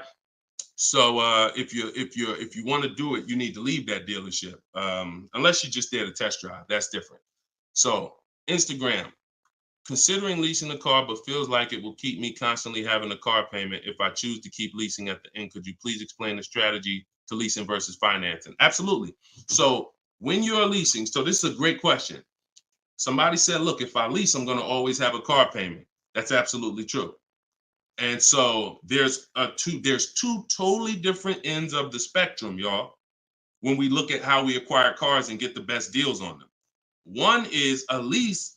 My goal is to drive a new car, always under warranty in most cases, except if I'm a high mileage driver. I'm paying pennies on the dollar compared to somebody purchasing like that same car that Greg got. He's paying $527 a month. That same vehicle would be, it's a $56,000 car. That same vehicle will be $1,000 a month on the car note, at least on a 6-year car note. So I'm paying pennies on the dollar. I just had somebody today, he's going to pick up a brand new Kia Telluride. He got a payment of in the 400 range of $42,000 Kia Telluride. Once he negotiated it, he decided he was going to put $2,500 down because he wanted his payment where it was. But he already had a ridiculously low payment. It was like a 1.1% lease deal on a Kia Telluride. I told him, I said, you know that same Kia Telluride, $42,000, that would cost about $800 a month to purchase? He said, yeah, I know. I used to buy one. I used to buy mine. He actually had one. It got totaled. So he knows how much he was putting into that vehicle before he actually figured out he's not an 8-year person. So if you're not keeping your cars 8 years, you should be shopping for aggressive lease deals because it's pennies on the dollar. And we shop with bids because it's easy. It's fun. We're in control. And that's the way we do it. Now, the other side of the spectrum are long-term vehicles that are going to be what we call a keeper. If anybody who has a keeper in their household, type a K. If you have a vehicle in your household right now that you've had for more than 8 years, type a K. Type a K. Type a K.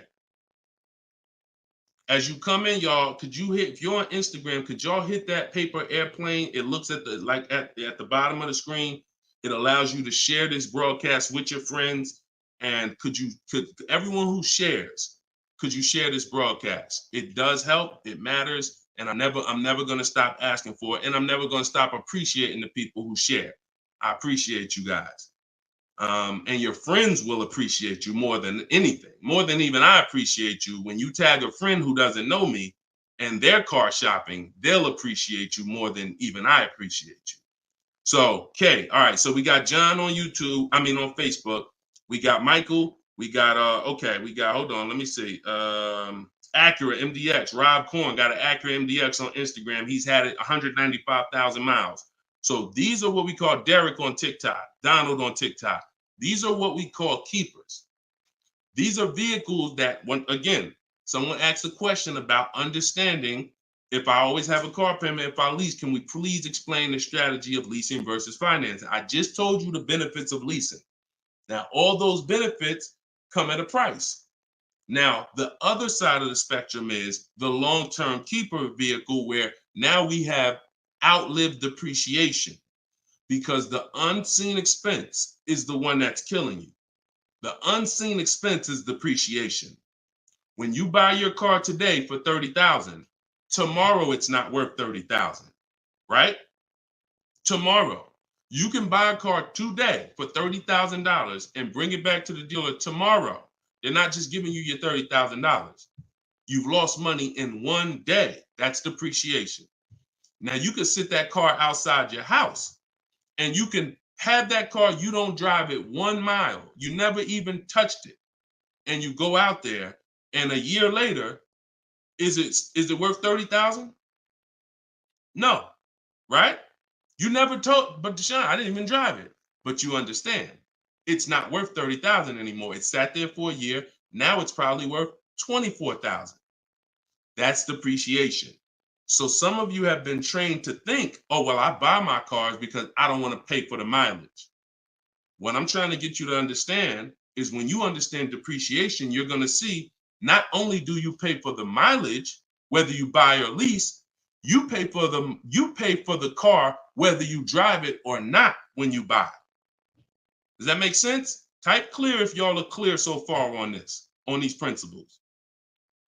Because it's bad information that's been fed to you for all these years that, oh, you know what? I like to drive as much as I want. Oh, I like to do everything and I don't want to pay for mileage, so I'm going to buy.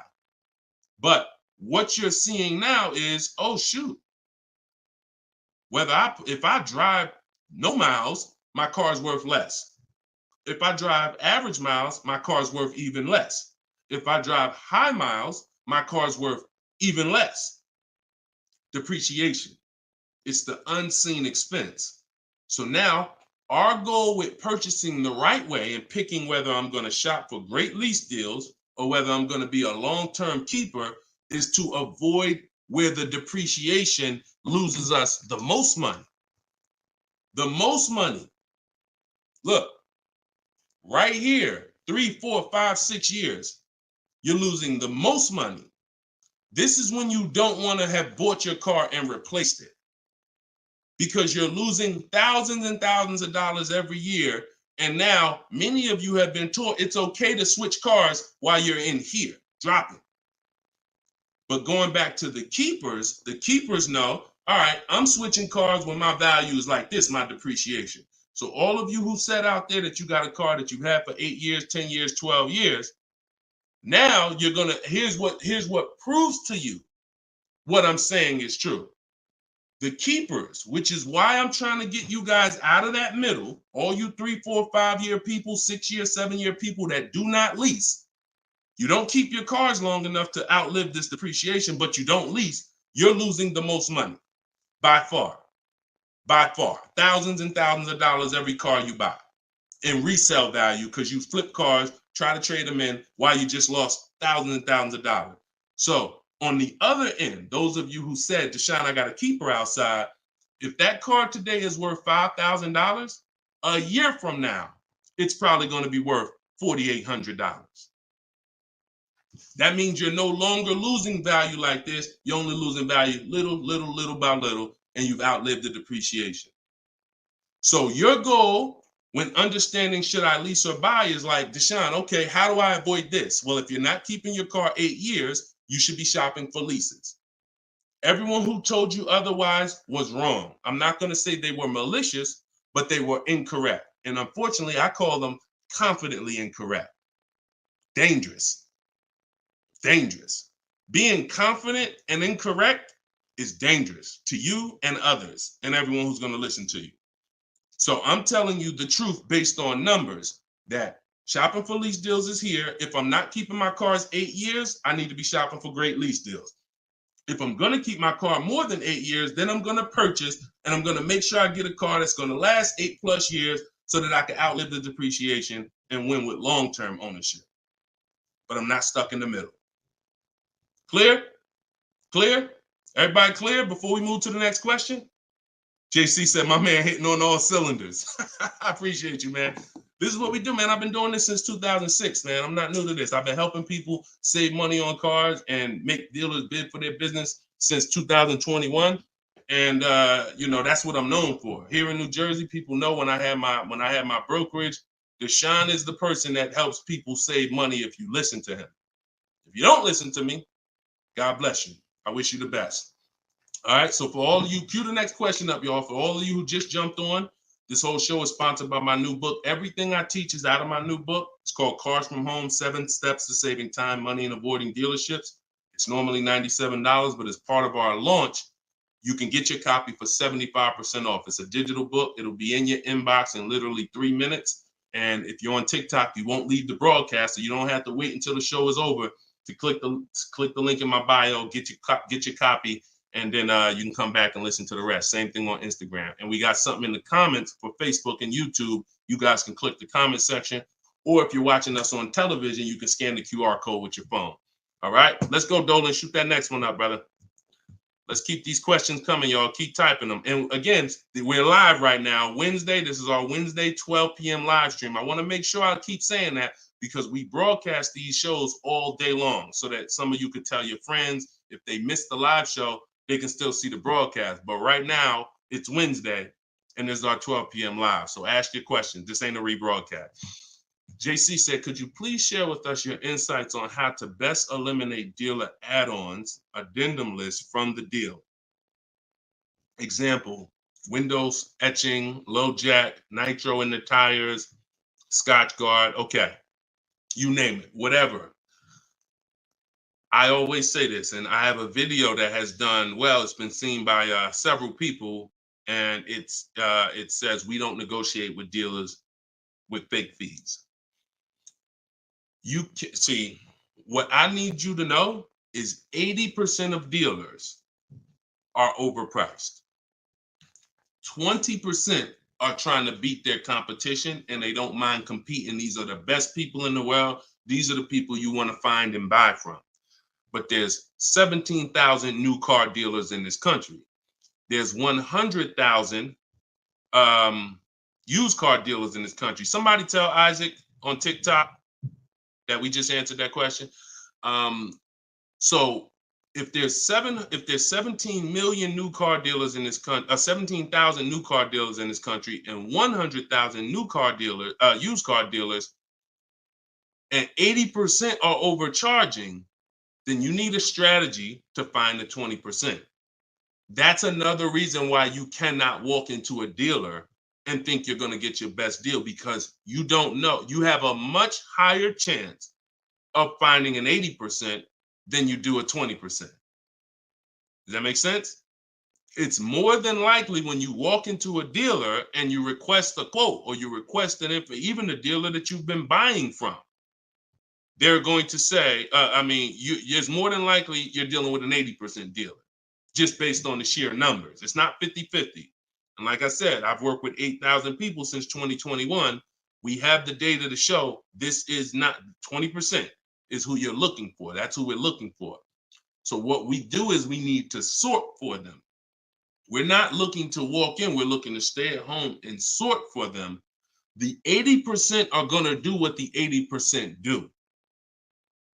To answer your question, JC, I'm not interested in getting an 80% dealer to take off their fees, because that's not what they do. Thanks, Carter's dad. That's not what they do. They charge fees. People pay fees. People who walk into them and buy the old-fashioned way. Your friends. Some of my friends who don't know me, most of my friends know me though now. So, pretty much everyone that knows me in real life uses what I teach. But some of your friends, pretty much any of your friends that ain't doing what we teach, they're out there walking into dealers. And the 80% are going to do what the 80% do, as long as people keep paying it. As long as people, all right, man, well, look, you're going to have to take some of that off. It's made up to begin with. So how do I win if you're taking off $2,000 of fees you made up, and then I think I won? How's that a win? So the tactic is, the worst kind of people are going to start so high. It's called padding the deal. So when you walk into the dealership, I'm padding the deal if I'm the worst kind of person. If I'm somebody who I bounce from dealer to dealer, I make a lot of money, but my customer service scores are low, but I make a lot of money, so I always have a job. Now what I'm going to do is, you're going to sit down, and I'm going to say, all right, which car are you looking for? Which car are you looking for, Diana? All right, Miss Roberts. All right, here's what we're going to do. Okay, so it's going to be working out about $650 a month. All right. Shoot, that seems kind of high. Here's the problem when you're in a dealer. You don't even know if $650 was the right starting point. Maybe the real starting point was supposed to be $550.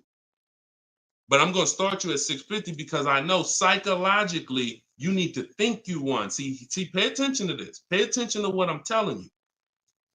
Selling you a car, the way the car business has programmed you, it's not about you winning. It's about making you think you won. It's a psychological game that car salespeople are trained heavily for. So when you come in and I tell you it's 650, or when you look at that car and you see it and you're like, the window sticker says 42, but when we sit down and I say, okay, we got this fee and we got that. All right, so asking price is 45,700. And you're like, wait, but the window sticker says 42. But yeah, these are the add-ons that we have.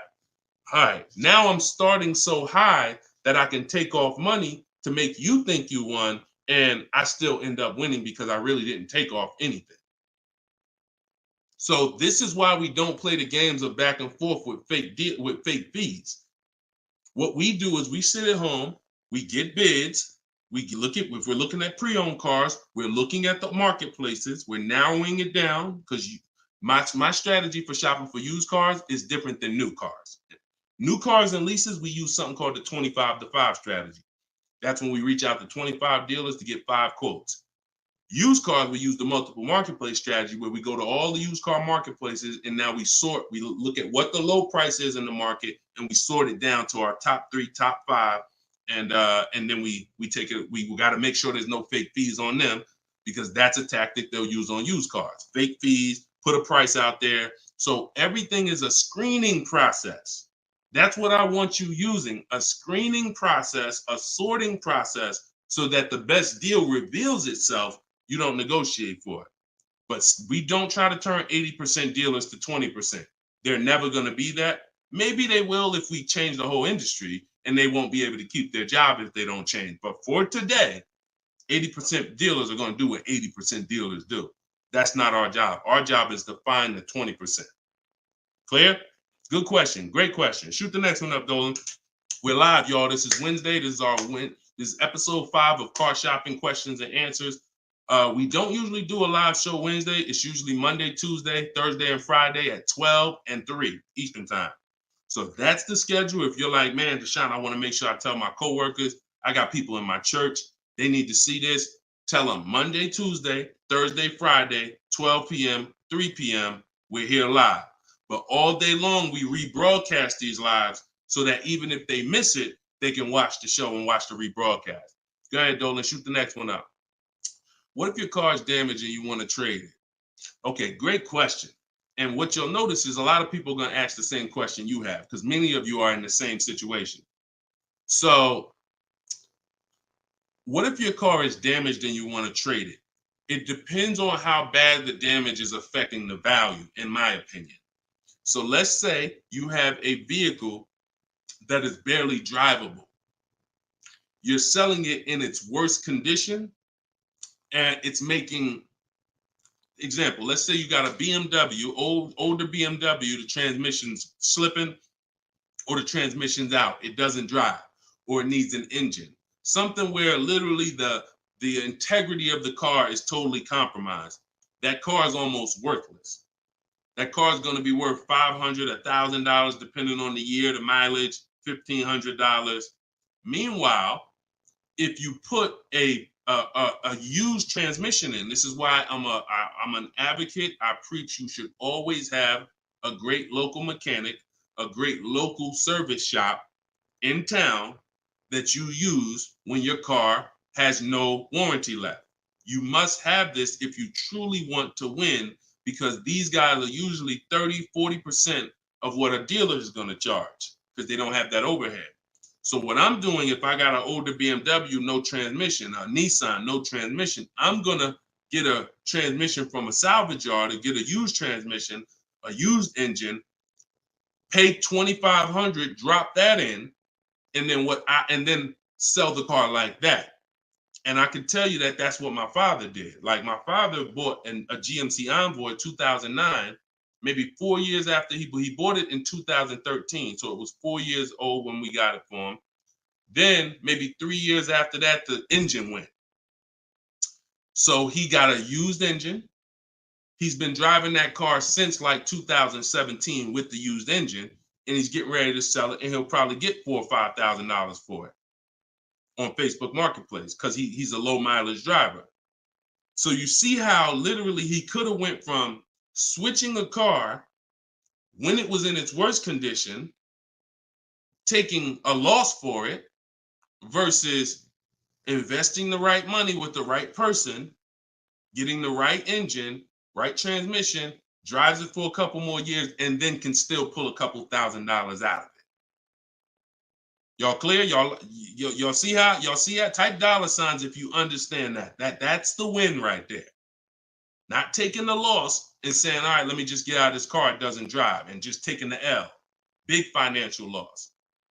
Now, if you don't have major damage, then I wouldn't say fix it. If you're gonna go and you got a couple nicks on the car, then it might cost you $500-600 to get the nicks touched up, but then the value of the vehicle only changes by $500-600. So it was really a wash. You put 500 out, the car's worth 500 more. You want to only repair stuff that when you spend the money, you get double back what you spent. I put 2,500 in, it increased the value of my car by $5,000. And that's typically my opinion and my rules on how I like to operate when it comes to damage. Yes, I'm actually live right now. And why is your name the Auto Advisor? We got the Auto Advisor on TikTok. Go ahead, shoot the next one up, Dolan. All right, this one from YouTube. Alberto Romo. My car has some equity. Dealer called me if I want to trade it for a new one. Car has less than 30,000 miles. Should I do it? Who's getting calls from dealers right now begging them to come in and look and let them buy your car? Who's getting calls? Who's getting emails? Who's getting letters right now from dealers? Fancy Girl Kiki said me. You're getting calls. You're getting calls. You're getting emails. You're getting letters. Hey, Ruben, we'd love to buy your car right now. Hey, Isaac, we could get you out of your car early. Come in right now. A lot of you, right? I see a lot of you. The reason that's happening, look, he's saying lock on Instagram, me. So the reason this is happening, y'all, is because they're depending on you letting the dealer be your first offer for your car. Now, see, dealers know they're getting outbid right now. They're not able to buy as many cars as they used to because people are getting used to, I mean, it's almost a curse word in my book. We don't use this word. We don't use the word trade. And some of you who have seen me in the past, you know we don't use the word trade. There's only one scenario where we need to trade, and that's if we have too much negative equity. The reason why we don't trade is because trading is not a bidding system. There's 3 transactions that you've been trained to give to a car dealer. One is buying a car from them. That's its own transaction. I bought a car from you. The second is getting the loan from them. That's another transaction. I got a loan from you, because there's other companies out there that only give loans. They don't even care if you buy a car. They don't sell cars. They give loans. That's a clue that there's money in the loan business. Now, the third transaction is people who want to buy your car. When you give your car to the same dealership, you gave them your old car, that's one transaction. You gave them your loan, that's another transaction. And you gave them the purchase of a new car from them. That's 3 transactions. And most times you didn't get bids on any of them. That's how you're losing money. You're probably losing $2,000 here, probably $1,500 on the loan, and then maybe another $1,000, $1,500 on your car that you gave to them. Hidden money. See, I'm not just here to teach you how to car shop from home the right way, strategically using my system.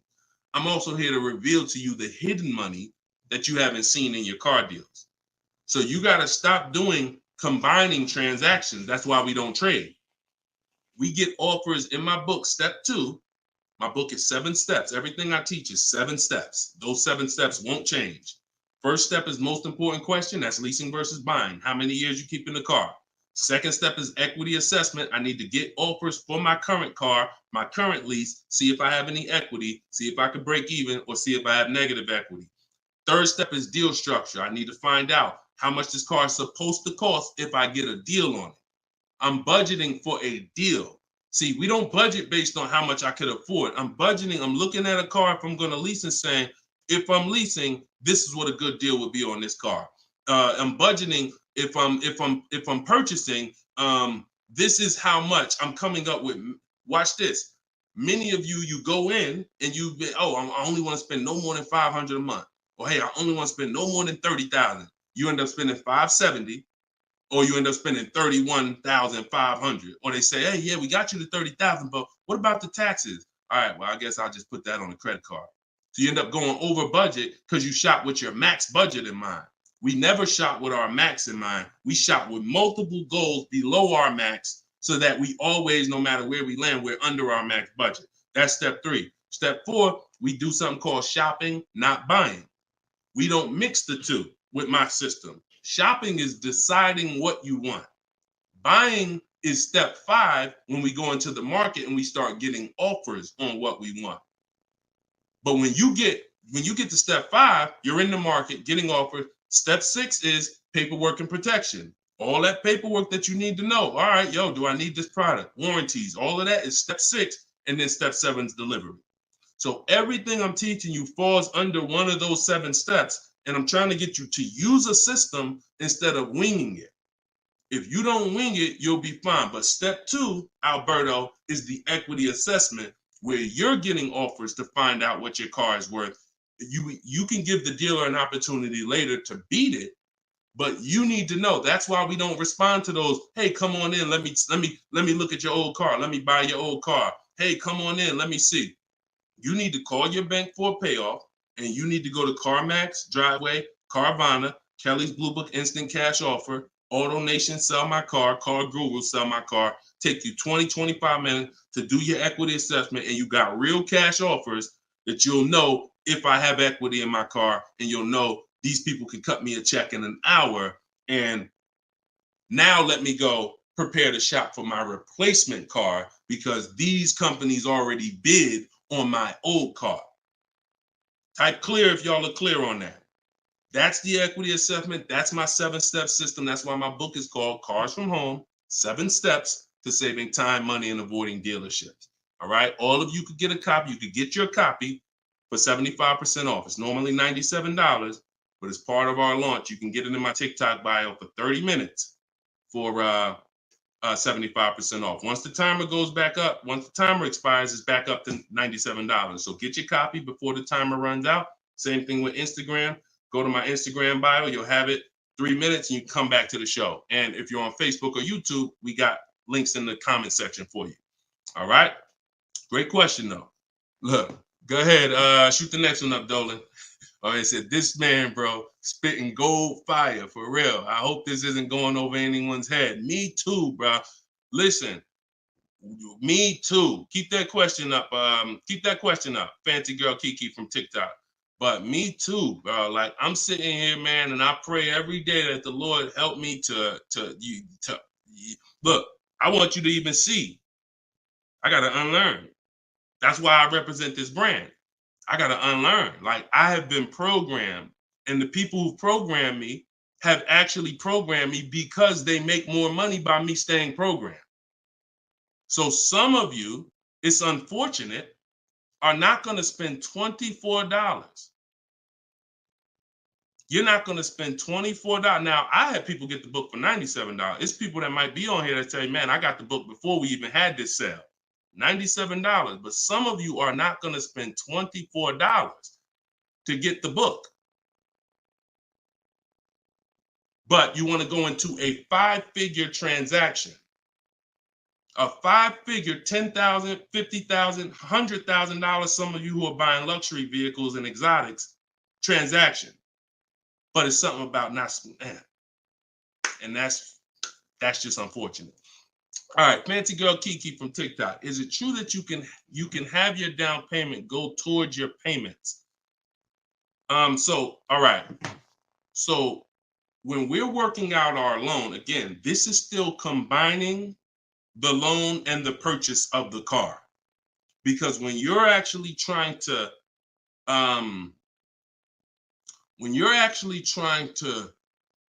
figure out and hope your down payment goes towards the payments and actually goes towards the car versus you basically just giving it to the dealership or maybe losing it to, not going to the car, you're mixing. Because when we're shopping, we have loan. When you buy your car, if I'm financing, right? Give you an example. When I bought my Infiniti truck, I'm shopping for the car.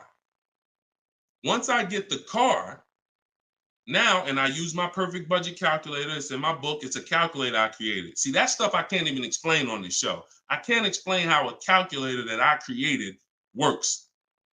It's a surprise when you get there, when you're reading and you're like, oh, this is a calculator. I've never seen nothing like this before. I know, because I made it. And I got like 5 of them in there. So, but when you're trying to do what it does, I can tell you how to do this manually to some degree. When you got to know what you can spend. That's why we have that budgeting exercise where in order for me to be at a $450 a month payment, I can't get any more than a $22,000 loan. If I get more than a $22,000 loan, then I'm going to have more than a $450 payment.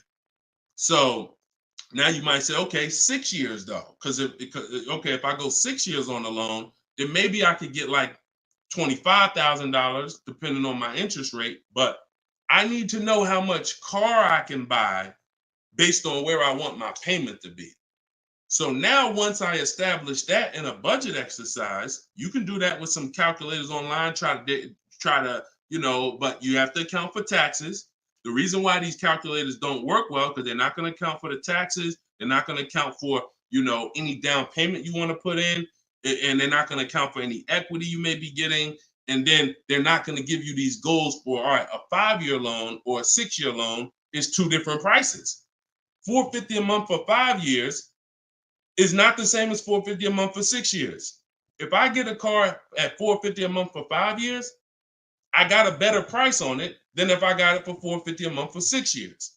So these are the things that you kind of got to have in your budget so that all right, this is how, because it does me no good to know that I could go and spend $35,000 on a pre-approval. What does that do? How does that equate to what I can actually spend? I don't want to spend $35,000. That's a $700 a month payment. So, but once you establish the budget on how much I can spend, now you go find the car. So I'm shopping for the Infiniti, and I'm shopping knowing all of these cars are within my budget. Now, when I actually get the car, now what I'm doing is going and I'm finalizing my loan and having multiple dealers, multiple banks and credit unions give me offers for my loan. Everyone can run my credit with a hard pull because I'm within the rate window where it's not going to affect my credit negatively. It's only going to weigh as one hard pull. I know you have heard, oh, don't let all these people run your credit. If you do this right, according to how you're supposed to rate shop, you can Google rate shop. In fact, I'll show you right now. I'm going to share my screen so y'all can actually see. See, it's the information you don't know that's costing you. It's the information that you don't know that is costing you. Look, if I go to Google and I type in rate shopping, Experian. Experian has a whole article. Let me know if y'all can see my screen. Hold on. Oh, wait, hold on. Entire screen. Look. So I go right here. Rate shopping. They have a whole article about how to properly rate shop. And let me see. Look, the FICO score window is 14 to 45-day period, depending on which version is used to calculate the score. So we do it in 2 days. We do it in 2 days. So we don't even use the 14-day window. That's why we don't let anybody run our credit with a hard pull until after we already find our car. So now you come in and you are I'm letting all these people run my credit to get their offers for my loan, their offers for my interest. And then what I'm doing is whoever makes the best deal there, I'm calling the dealer and I'm giving the dealer an opportunity to beat it. Because the dealer has another 7, 8, 10 banks that they might, let me see if I can beat that because I like to earn the business. And that's what I call the bank bidding war blueprint. So I'm putting that when you get my book, you actually get the bank bidding war blueprint because I haven't combined it with my book yet. It's going to take me probably about 30 days to combine it into my book. So I just send the book and I send the bank bidding war blueprint. That strategy right there is called the bank bidding war. So we're not worried about if our down payment's going to go to the car, because our loan is always worked out with the bank, not with the dealership. Okay? Separate these things. When you start separating these things like I want you to, you're going to see I can't get into the same trouble I used to get into. Okay? Go ahead. Shoot the next one up, Dolan. Great question. Are you even actively selling cars, or are you just selling books now? No, we're all in the education business. I haven't sold cars since 2020. TikTok, what's the best way to approach a used dealership? From home. All the marketplaces. So you don't want to, if you're shopping for a used car, you cannot afford to miss a place where a used car is. What does that mean? Car Gurus, Auto Trader, Carfax.com, CarMax.com, Carvana, Driveway, eBay Motors. There's 8 marketplaces that we use. Vroom used to be on there, but Vroom's out of business now. So, and we don't use, people will say, why don't you use Auto Tempest because it pulls inventory from all of it. We don't use a third-party site, because what it's doing is pulling, it's not going to pull all the inventory, because no one's going to give this third-party site permission to just pull all their inventory, and now people start going to the third-party site instead of coming to them. So we just go direct to the marketplaces. And then the first thing we're doing, once we know our budget and what we can spend, we're going and we're looking for our car. But we are not going, the first thing you need to do if you want to get, y'all know, like, what I'm famous for is teaching people how to get below market deals from home. Below market deals. When you're getting below market deals, you have to realize there's 2 other categories of most people paying. Some of you have been paying market value. Some of you have been paying above market value. So below market value means there's 2 categories that we want to buy below what they're paying. Okay? So we got to have that in our mind. Below market. Like when you look at Eddie. Look at Eddie. This is 2023. This was last year. Still coming out of low inventory. He got a 2023 Camry hybrid. And the hybrids last year, they were on fire. On fire.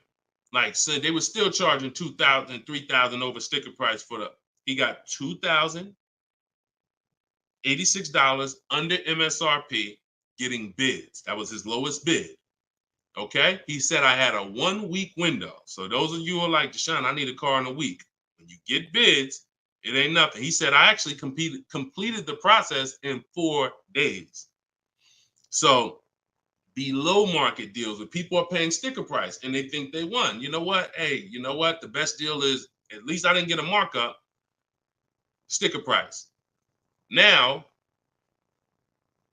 let's get back to approaching the used cars. When we open up when we get in used cars.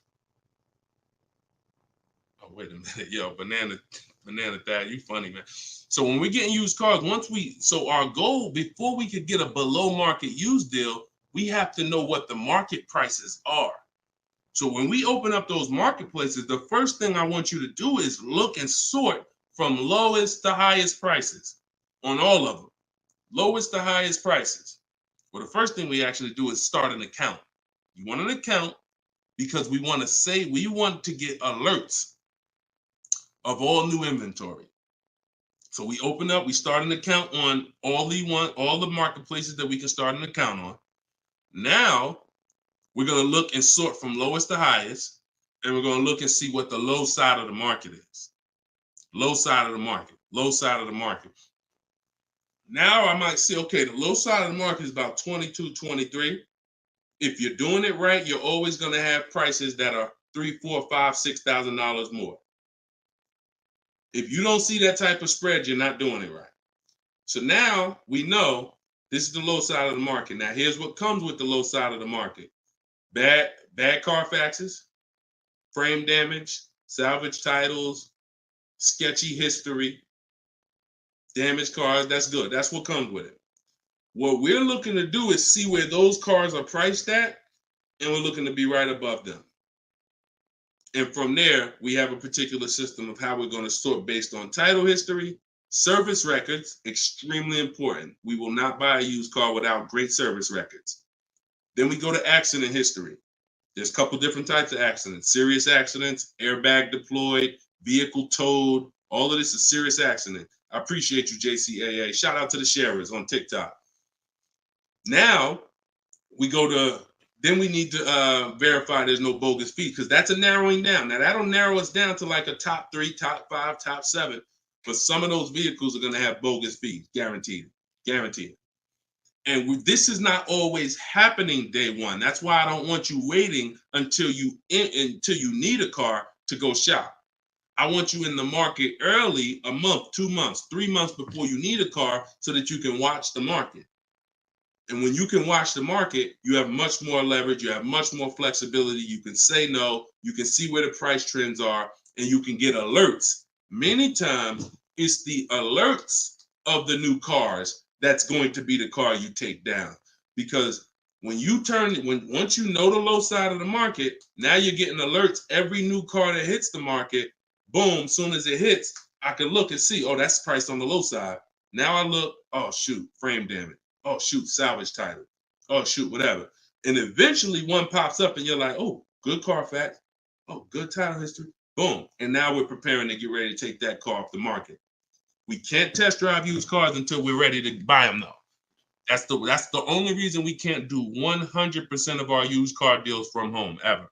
New car deals, we've had people throughout, use my book, in my course, everything. 100%. Dealer delivers the car. That can happen. New cars and leases, 100%. Used cars, we can't. You must go to the dealer. You must see the car. You must drive it. And then that's when you're taking that deal across the finish line right then and there. Okay? That's a overview of what I call my multiple marketplace strategy. If you do that, you win. I mean, there's no guarantees in life. So I'm not here to guarantee, but I am here to say, you haven't had strategy. When you're using strategy and boundaries, you haven't had boundaries or strategy. You add boundaries and strategies to your car buying, 99 times out of 100, you're going to win more than you used to win. All right? Go ahead, Dolan. Shoot the next one up. Does your book teach how to sell and grow? I don't really know what that means. Sell and grow. This one's from TikTok. Do I get a discount for paying cash for a car? No. I know a lot of people told. Who was taught you get a deal for paying cash? Type a $sign if you were taught you get a better deal for paying cash. I got the book, the cheat sheets, awesome. Service connected. Don't use the cheat sheet. If you got the book, scrap the cheat sheets. The book is the nuts and bolts. The cheat sheets is an overview. I see you though. Use it. Win. So, all right. So you got Gina VL. You got I don't want to butcher your name, so I'm not even going to try. I see you on TikTok, though. I see Cozy Boy Nesto on Instagram. Okay, Monty. So my question was, who was taught you get a better deal by paying cash? All right. Now, I said type a $sign if you've ever heard this. Now, I don't want you operating with bad information. Let me tell you where this came from. And remember what I said earlier in the show. Earlier in the show, I told you, the car business is not about you winning. If you win, great, but it's about making you think you won. And I can only make you think you won based on what you tell me you need in order to feel like you win. So if you come in and say, listen, man, I'm paying cash, man, y'all got to do something better for me. I'm not going to sit here and tell you, well, you don't get a better deal for paying cash. Now, I would tell you, listen, I'm going to be honest with you. You can get this price whether you pay cash or not. So, like, there is no, but somebody who's like not going to be willing to go and tell you that, they're going to make it look like, all right, I got to make you think that the deal I'm giving you is because you pay cash. This originated from when dealers used to finance cars. There are still people And you may be one of them who think the dealer owns your car after you get it. That's why there are people who say if they can't afford a car, they say, man, I'm gonna get a dealer back their car. It's not their car anymore. Unless you're dealing with like a buy here, pay here place where they're actually extending the loan to you, it's not the dealer's car anymore. But back in the past, dealers used to extend loans. They would hold the financing. So if you offered them all the money up front, it was an incentive for them because they knew it guaranteed they get the money now. And it also saved them interest. It saved them, if they were holding the note, then they're still technically paying for that car. And they're like, okay, I could save you another $1,000, $1,500 because you're going to give me all the cash up front. It's not like that anymore. It's not. It literally from the time you leave, the dealership is funded in full in hours. Like by the time you drive off, wire transfer, the dealer is funded for the car. The funds come from Bank of America, Chase, TD, M&T Bank, whoever it comes from, wired to the dealer. From that point, it's between you and who? Who's on the title? Who's the ones calling you if you don't make the payment? Who's the one setting up the car to be taken if you don't make the payment? It's not the dealer, right? It's the bank. So it's always between you and the bank from that point, which is why you don't get an exactly life experience. You're not getting a better deal paying cash. And that's just because that's the way it's set up. Now, the rare exception that you may see, and this doesn't happen a lot, sometimes there's like a low interest rate. Like when I was with General Motors, we might have like all right, you could get 0% interest, or you could get a $5,000 rebate. Only on a new car though. But you can't do both. So if you had somebody who could pay the cash, maybe if they save more money by taking the rebate than they would if they were to take the loan. So in which case, you're not getting a better deal because you're paying cash. It's just an incentive to, you're getting a rebate. But so those are these are very rare circumstances. So I just don't want you going in and telling you that you heard that from me. And I'm just telling you that's the truth. Like that is the truth. And when you really look at how banking works and how dealerships work and the fact they don't own the car, you'll understand there's no incentive to you paying cash at all. And if you're not investing your cash, see, I want you to also think about what you're doing with your money. Because if you want to pay cash, God bless you. Pay cash. Interest rates are high. Put as much down as you can. Pay cash. Get the loan out of there as fast as possible. You're paying 6, 7, 8, 10%, 12%. Get the loan out of there. Pay it off or make a large down, only finance a small portion of the car. But if the rates are low, which at some point we do believe rates will be low again, or I always tell people in the bank bidding war, you got to check, see if there's any special interest rates. There might be 0%, might be 1%, 2%. So if those instances exist, there are people who your money's invested. You're getting 8% on your money. You're getting 6%. You're getting 10%. You're in real estate. You're getting 15%. It makes no financial sense to take that money that's earning money for you out and put it into a car that is going to lose money for you. That $20,000, $50,000 you put in the car is going to be worth half of that in 3 and 4, 5 years. 5 years, it'll be worth half. So these are the things I talk about. I don't believe in one size fits all car advice, y'all. That's why I'm always saying it depends on this situation. If you're this type of person, if you're keeping your cars 8 years, you should be buying. If you're not keeping your cars 8 years, you should be selling. You should be leasing. A lot of people think, okay, Deshone, you talk about leasing a lot. I talk about leasing for people who are not keeping cars 8 years because they've been taught that they should still be buying. But I'm putting you in the strategy that's custom to your life versus what you've been hearing, which is people telling you, hey, do what I do. Only buy used cars, pay cash for them. Now, that's your situation. So anyway, so all of this is out my book. Cue the next question up, Dolan. We got a couple more minutes and then we'll wrap. All of this is in my new book, Cars from Home. It's called 7 Steps to Saving Time, Money, and Avoiding Dealers. Normally $97. You can get your copy for 75% off for 30 minutes. It'll be $24. And everything I teach is in there. You know, everything that my video my students in my video course have had, my coaching. This is the same 7-step strategy that we use to get these below market deals. And I've been showing them throughout the show. So if you just jumped on, like we've been showing these deals throughout the show. All right. Go ahead, shoot the next one up, Dolan. How can we eliminate dealer ad? Oh, we did that one. Yeah, we did that one from YouTube with the dealer add-on. This one's Dakota from YouTube. I have a Malibu Chevy, still drives good. However, the dealer is banged up as well as a few scratches. The door is banged up as well as a few scratches. I mean, if it's cosmetic, if it's banged up, I won't worry about the few scratches because the few scratches is really what's normal. And you know, people expect you to have normal wear and tear on the car.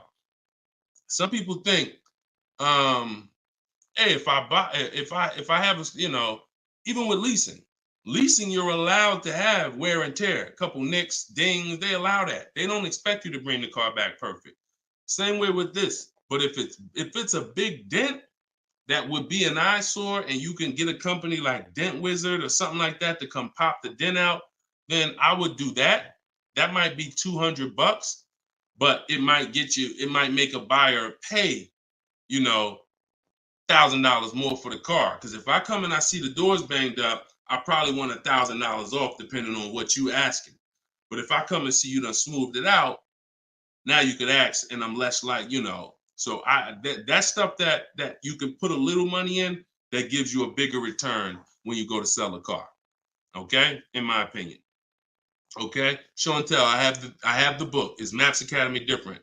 Yeah. Maps Academy is my video program. The book is the 7 steps. I have a video library that's 7 steps in video, and then Maps Academy is, you know, my video program, and I coach people. So we do these Zoom calls, so we make sure we answer questions. So I always say, get in where you fit in.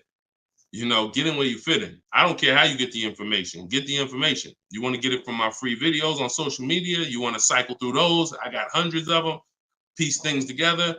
Get in where you fit in. You want to be on the live show. Try to piece it together. You want to get the book. You want to be in the video library. You want to coach with me. Whatever. That's what I'm saying. It's no excuse. It's no excuse for any of you not to be getting below market deals when the information exists. And it's thousands of people that testify about me. I'm not new here. We got over 2 million followers. If I wasn't helping people, it would have been out by now. Somebody would have wrote by now, oh, this guy don't do what he said. I got thousands of people around this country, testimonials, hundreds that we done just grabbed, boom, boom, emailing us, yo, look at my deal, look at my deal. So it's just, you are just now discovering what we do. But understand, we've been doing this. All right. All right. All right. Go ahead. TikTok. What would be the sweet spot year in buying a used large SUV, Suburban or Expedition? Much as you could afford. You see, so when you look at quality, this is why I like to have multiple goals. Because what I like to do is I like to have a goal, right? 5-year loan, no down payment. That's one price. 6-year loan, no down payment. That's another price. 5-year loan with the money, you know, I might say, okay, if I have to, I can put $5,000 down. You know what I'm saying? Some of you, that's realistic. That's how you look at it. Man, if I have to, I got $3,000 I can put down. If I don't have to, I don't want to. That's why when you use my perfect budget calculator, which is in my book, step 3, when we're budgeting, we're deal focused budgeting. Here's what you want to know. If I want to be at $450 a month, how much is $450 on a 5-year loan, no money down? All right, that's one purchase price. Now, second tier, $450 a month, no money down, 6-year loan. I told you, I pay more if I had $450 for 6 years than I $450 for 5 years. So that's the next step up. Then I say, okay, 5-year loan using my down payment money. And then my max budget would be 6-year loan using my down payment money. But understand, I'm still under my max budget. I don't care if I have to go, and then we have another step where some of you have an old car. You have an older car, you're going to be selling it. You got 3,000 equity, you got 5,000 equity. That's also in there. So then it'll be no down payment, no equity. No down payment, no equity, 6 years. Down payment, no equity.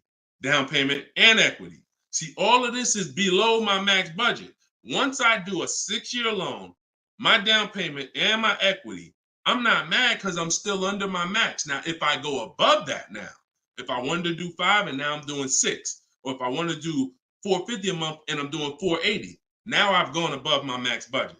So my system for purchasing, we use this for new cars, used cars. Anybody who's getting a loan, this is what we do. This is in my book. My calculator generates those 6 goals for you. So when we say sweet spot, my first target is that first goal. That's my first target. When I went shopping for my Infiniti, I was looking for a car under that first price. Couldn't find it. Jumped up to the next tier. Couldn't find it. Jumped up to the next tier. And it was my 4th goal is where I found this one at. But I still had like $4,000 or $5,000 more that would have kept me below my max budget. So that's how you want to do it. Shorter loans, no down payment. Longer loan that I'll take is 6 years. I never recommend anything longer than 6 years. And then we start adding those resources that we have to it. And then once we tap out at the top, that's our max budget. 6-year loan, the most down payment money. And then if I have any equity for my car, I'm putting that all into the deal. And then as long as I find a car in any of those, and that's usually like a $10,000 to $15,000 spread, depending on, how much resources you got. That's a couple $1,000s right there. So that gives you the room to bump yourself up without letting a car dealer bump you up over your budget. All right? That's why it's called the perfect budget calculator. And I invented it. All right? Praise the Lord. Listen, I appreciate y'all. We've been on for about 1 hour and 15 minutes. We do these shows live Monday, Tuesday, Thursday, and Friday. Wasn't going to do one today, but you know what? I said, it's Wednesday. Let's jump on. Let's do a live. Let's get some questions. Let's get as many as we can. But this is what we do, y'all. You could tell your friends 12 o'clock and 3 o'clock, Monday, Tuesday, Thursday, Friday. You can meet me live on any of my platforms, Facebook, TikTok, Instagram, or YouTube. And we'll be doing this live Q&A to make sure you guys get what you need to save money and get below market car deals. That is the goal. So for those of you who like Deshone, I appreciate the show, but I want everything in one spot, man. I don't want to even have to come back to this show anymore. That's all in my new book, Car Shopping. It's called Cars from Home, 7 Steps to Saving Time, Money, and Avoiding Dealerships. You can get it for 75% off in my TikTok bio. It'll be in your inbox, and everyone who gets a car, who gets a book, right when you purchase, I give you a support email.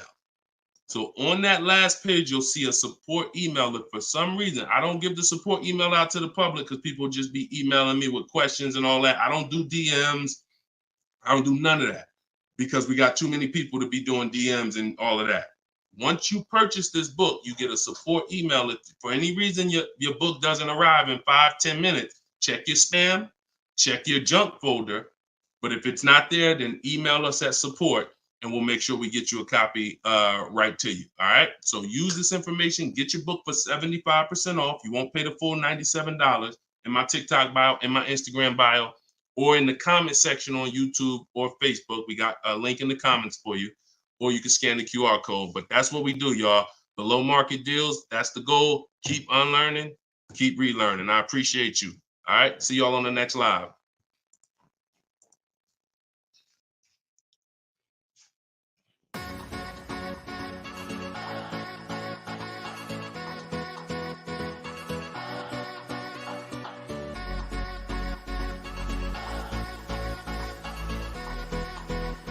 The worst possible thing you could say when you walk into a car dealership. I spent 5 years with Mercedes-Benz, 5 with General Motors, and the worst thing a person could say when they walk in is if you could just get me to this payment, we got a deal. So your loan's probably still like 19, which means you got to pay to get out. You're upside down. It's called negative equity.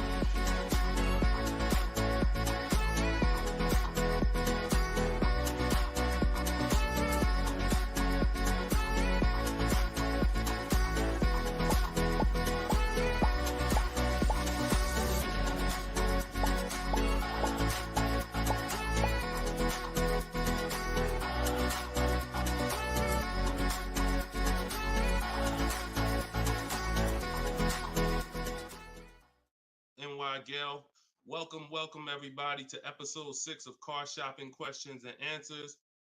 I am your host, Deshone, publicly known as Deshone the Auto Advisor. We do these shows Monday, Tuesday, Thursday, and Friday live at 12 p.m. Eastern Time and 3 p.m. Eastern Time. So I know some of you may see our live rebroadcast. That's for you to tell your friends about. That's when you can't make the show, you catch the rebroadcast. But those are the times that we're live. If you don't know me, I'm the author of the digital book Cars from Home, 7 Steps to Saving Time, Money, and Avoiding Dealers, currently rated 4.94 on Goodreads.com. So thank you to everyone who has reviewed the book, the digital book. All of you can get the copy for 75% off during the show for the next 30 minutes. You'll see when you click the link in my TikTok bio, there is a link, there's a button for you to get 75% off. So you won't pay the normal $97 price. Same thing with Instagram. And you guys on Facebook or YouTube, you can click the button in the comments and you can get your copy. So come on in, start typing your questions. We do this, we do rapid fire Q&A. I see a lot of people coming on the TikTok, and we got Dolan pulling questions. So no matter where you're watching us from, type your questions and we're going to pull them into the live show and we'll get them answered right now. All right. So I'm excited about this show. I see we're continuing to see people getting below market deals. If you don't know that the goal is for you to get below market deals, and the goal is for you to not spend more than 30 minutes in a car dealership. I spent 14 years in car dealerships. So you're not learning from somebody who's just like you. I'm just like you in that, I buy cars, I lease cars. That's the way we're similar, but I'm an insider. I'm an auto industry insider. My business for 14 years plus was in car dealerships. So start typing your questions. Let me tag everybody on Facebook and let's get down to business. Okay, whenever we get the first one, Dolan will put it up. Let me just tag my people here on Facebook.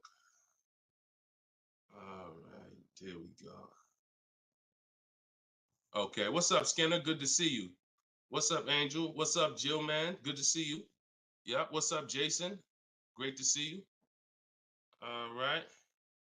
Brother said he's been doing it. Oh, what's up, Auto Advisor? Good to see you. Absolutely. All right, y'all got to type fast. I know you probably, and try not to make your questions long. Try to get all your question in one shot, but try not to make it too long where it can't fit in. All right, this one's from TikTok. Isaac from TikTok said, best current APR rate for tier A1 credit. So the best APR is always going to come through getting bids. Now I know this is new. This is new to most of you. But getting bids is how you're going to get your best and guarantee your best car deal, your best loan. So I'm going to lay out this process we call the bank bidding war. And if you follow this step, you'll be able to have 10, 15, 20 banks and credit unions bidding for your loan. And then you'll be able to pick the best one. And the way you do this is extremely important, because if you do this right, then it's only going to have the same effect on your credit score as one hard inquiry. So think about what we're saying. We're going to allow multiple people to access our credit with hard inquiries, but at the end of this period, after we get our car, the weight on our score, the effect on our credit score is going to be one hard inquiry. So the first thing, there's 3 rounds in the bank bidding war. The first round is to always check and see if there's any special interest rates or special promotional rates that are being advertised for the car you're looking for. So let's just say you're shopping for a, Kia Telluride.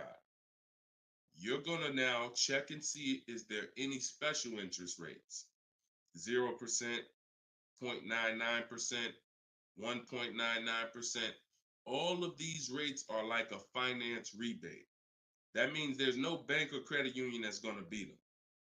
So this is the first round. So if we do get a special interest rate there's no reason for us to even shop for interest rates other than that. Because again, no bank, no credit union is beating 1.99, even 2.99. Now, here's what you have to check when we do that. How long is that loan? Because some people might give you 1.99, but it's only for 36 months. And some of us are not going to take a loan for 36 months because the payment's going to be too high. You might need a 5-year loan or a 6-year loan. So we're not just looking for if there's a special interest rate, we're looking for what is the term. Shout out to everybody coming in. This is our Thursday, April 18th, episode 5, live car Q&A. So we're actually live right now. This isn't a rebroadcast, so you can come on in and start typing your questions. And we're talking thousands over here, not hundreds. Okay, so that's round 1 of the bank bidding war. Now, let's just say we do that and there's no special interest rates. Now we're moving on to round 2. But round 2 comes after we find our car. So once you find your car, no one has touched your credit with a hard inquiry yet.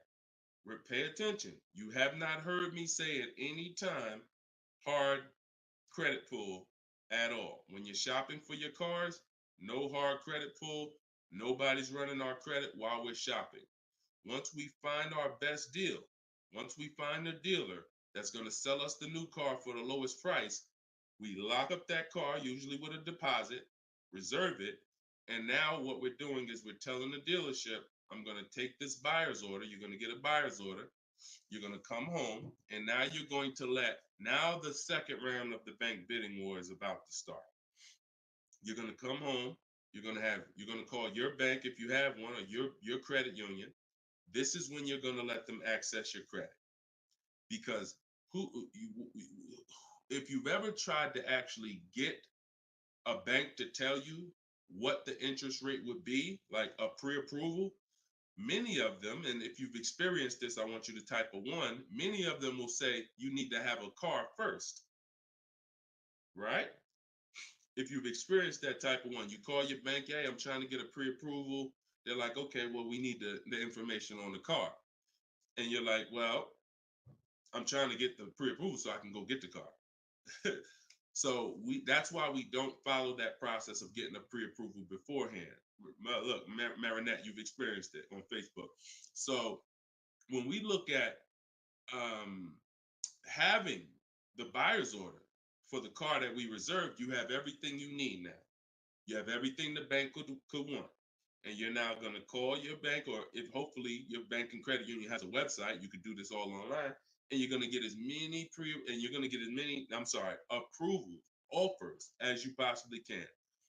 In my book, I list a couple: your bank, your credit union, online banks, Lightstream, community credit union, everybody who can lend in your state, you want them bidding. This is very important because some of you haven't been trained to see. My job is to not teach you just how to buy from home and make people bid for your business. My job is to show you everyone willing to listen. If you're willing to listen, I'll show you where the hidden money is in your car deal, the money you have not been trained to see, or the money you've been trained not to look at. And the people who have trained you not to look at this money are usually the people that's making the money. So you have to see that one point. Let me give you a scenario here. Let's go to an auto loan calculator so you can see how much money is just in your car loan. Just in your car loan. And we're going to do a couple different interest rates so y'all can take this serious, and you'll see why you need to be getting multiple bids for your interest. So if I'm buying a $30,000, if I'm looking to borrow $30,000, let's take $30,000 for an example. Average, pretty good average. Average price of a car is probably higher than that, but let's use 30. Now, if that interest rate is 5.99, total interest paid is $4,791 over the course of 5 years at 5.99. If the interest rate is 7.99, total interest paid is $64.89. That's over $2,000 difference. 2 points, $30,000 loan. Now, some of you are going to be borrowing more than that. Some of you are getting $50,000 loans. Interest at that same 7.9 on a $50,000 loan is $10,815 over 5 years. Now, if you can get 2 points less, 5.99, interest is $7,984. This is $3,000 difference. So, do you see how if you're not getting the best loan offer just as serious as you're taking trying to get the best price, you get a good price and then you'll give it back to the bank who's giving you the loan. So this is why we get big. So we're now going to let all these people run your credit. This is when you do your hard inquiry.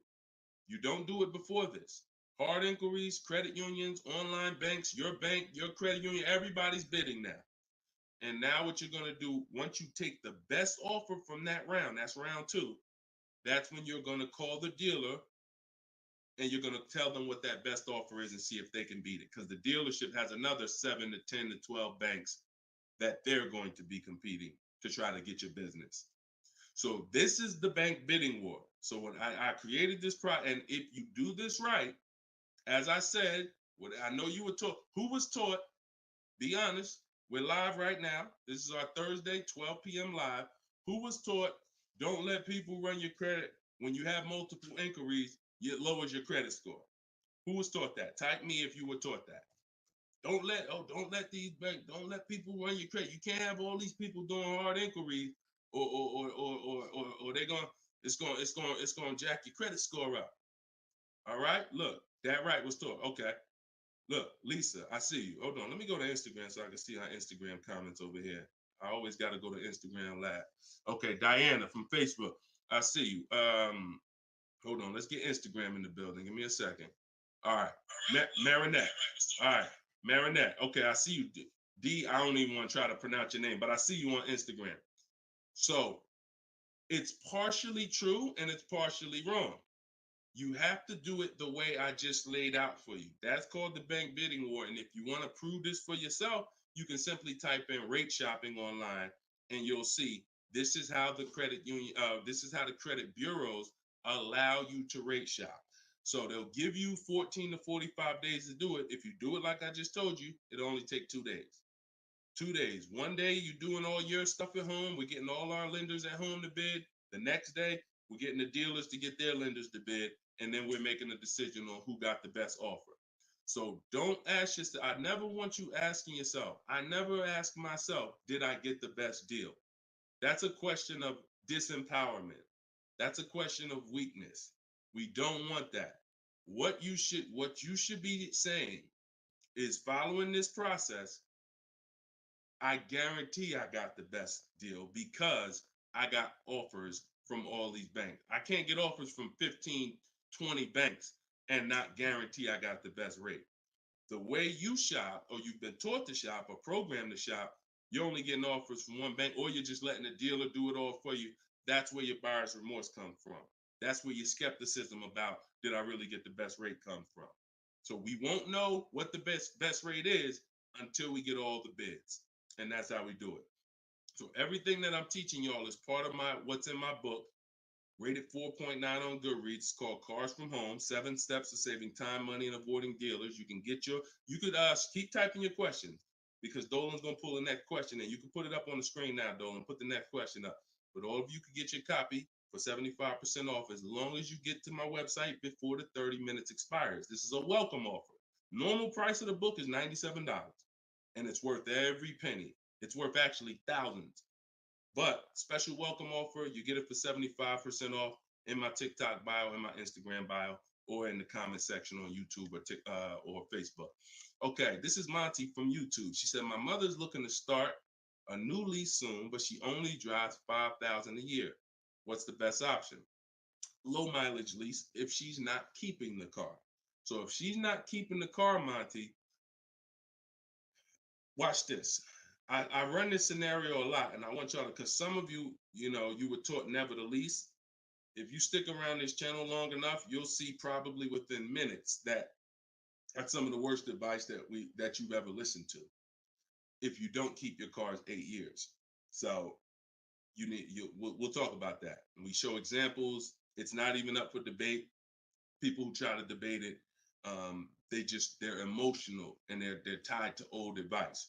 So once you have decided you're leasing, which means I'm not keeping my car 8 years, I want to avoid that depreciation, then I need to be shopping for aggressive lease deals, because it's the short term. Again, this is another unseen expense, depreciation. This is why, look, when you buy your car today, you buy a $40,000 car today, you try to take that car back to the dealership a month later, what's it worth? You try to take, you buy a car today for $40,000.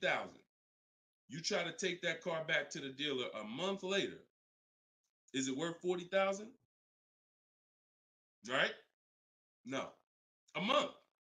You might have even not you might have not even driven it. But that's the way depreciation works. You don't have to drive the car. In fact, here's another scenario. You could park the car outside your house for a year. You buy it for $40,000, park it right outside your house, don't even touch it. Just start it every now and then to keep the engine running. You come back a year later, that car is not worth $40,000. It's worth probably $32,000.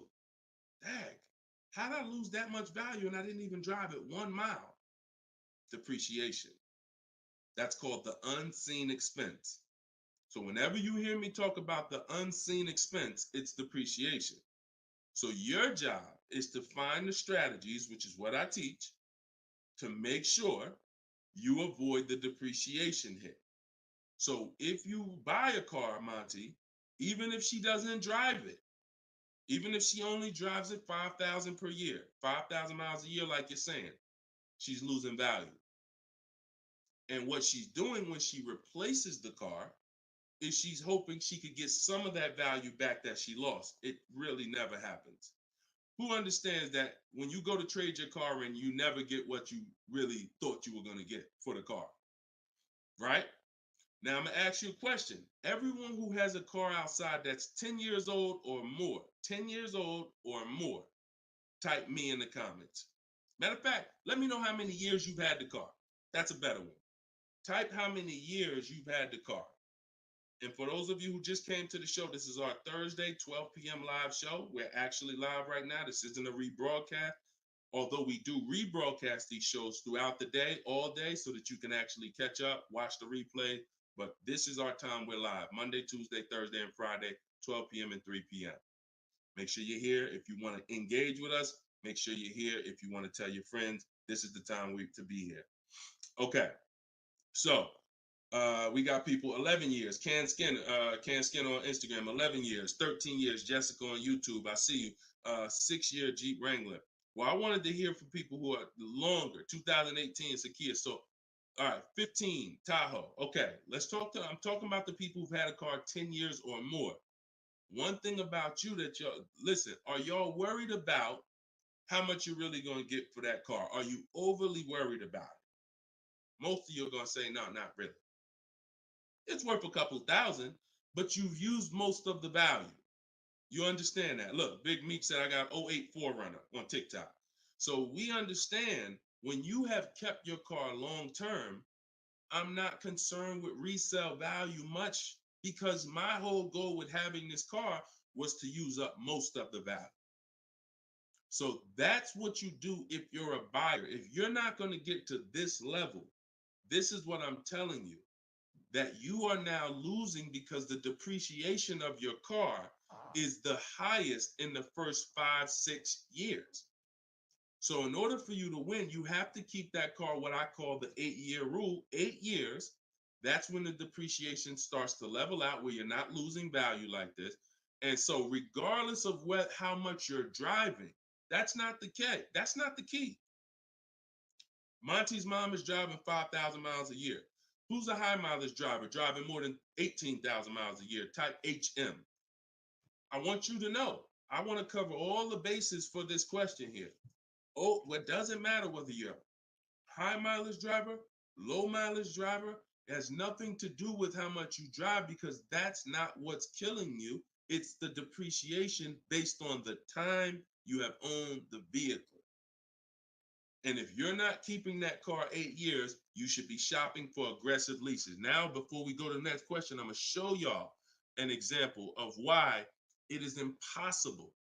Yes, impossible. No way, shape, form, fashion. You can get a great deal if you purchase, but you should have leased. Okay? Let's use this scenario. Let's use Frina. Let's use Frina as an example. So Zafrina, she picks up, and you can see this date. She's recent. This is just, not too long ago. So Frina gets a $65,000 Jeep Grand Cherokee. She uses my system. You can see she uses the Cars from Home system, where she gets bids, multiple bids. We get at least 5. So don't look at this price and be like, oh, Deshone, that looks incredible. Yeah, that's because we get this through bidding. You get the best price. That's what we do here. So stick around, you'll understand if you're new to the show. But she's paying $579 a month for a $65,000 Jeep Grand Cherokee. Just so we can, let me level this out for y'all. If she pulls up to someone who decided to purchase because they didn't understand leasing, or they was taught never lease, so they're gonna go in, they want that same truck as her. Let's just assume they got a ridiculous, how much is a great discount on this Jeep? I want to use your numbers. Type in the comments, what do you think is a great deal, a great discount? She go in just don't be realistic though. Somebody walk in, she go in and she looking at this $65,000 Jeep. Somebody's going to purchase it though. What would be, because I want to show y'all that even at the best discount that you could name, realistic though, you're still going to lose if you purchase compared to somebody who leased. Go ahead. Throw some numbers out. What's a big discount? Okay, look. All right. I'm going to make up a number because it's like, okay, 600. No, not a payment. Not a payment. I'm talking about, okay. Aux the Pro said 20%. Now, we already know saving 20% off a new car is pretty much never going to happen, right? We can agree. That's usually never going to happen, 20% off the price. Let's see how much 20% is. So 10% would be $6,500. 20% would be $13,000. So let's say they knock $13,000, an impossible discount. Somehow we do something never been done before. They end up getting this car for $53,000. $53,000. Every $5,000 on a loan is how much per month, y'all? Some of you know, some of you seen my videos, some of you been on the show before. Every $5,000 on a loan is about how much per month? $100. Exactly. So let's do this math now. Continuing to drive this point home that there is no way for you to get a great deal when you purchase, but you should have leased. So the same person who just got this unbelievable, never gonna happen discount of 20% off a brand new car, $53,000, what's their car payment? $53,000, car payment's about $1,050 a month. $1,050 a month for 5 years. Let's just say they take another year on the loan. They say instead of a 5-year loan, let's take a 6-year loan. $900 a month for 6 years. Freena's paying $579. Is that sinking in? Type $ if that's sinking in. that, whoa, you telling me, Deshone, the same price that this person just got, and she got a ridiculous lease on it, she's paying $579 a month, even if a person got an never gonna happen discount. I literally just took what my man here on Instagram threw out, and he knew he was throwing out something crazy by saying 20%. Even with the 20%, payments $500 a month more than Freener got leasing it. Now let's do one more scenario here. One more. See, all of this is what I'm teaching. This is in my book. This is why the book is 4.9. Goodreads.com. Thank you to everybody who's reviewed the book, Cars from Home, 7 Steps to Saving Time, Money, and Avoiding Dealerships. One more scenario. Let's throw a used car in here. So we already looked at Freener's deal, brand new, great lease. Second, brand new, never gonna happen discount. Now let's throw a used one in there. Let's say somebody says, you know what? I'm looking for hold on, I want to put that back up, Dolan. Let's keep that up, because we're talking about this scenario. So please put Freener's deal back up on the screen, Dolan. Matter of fact, here, I got it right in front of me. All right. So we got third scenario here. Somebody now is saying, all right, I'm gonna find that truck used though. So instead of 65, good price on a used one. Let's say we find one that's like 40% off, 3 years old. Again, I'm using extremes to show y'all. So some of you are like, Deshone, if you're using extremes and it's this different, dang, I've been overpaying by not understanding leasing. Yep. I wish I had Dave Ramsey here. I wish we could get Dave Ramsey on the show.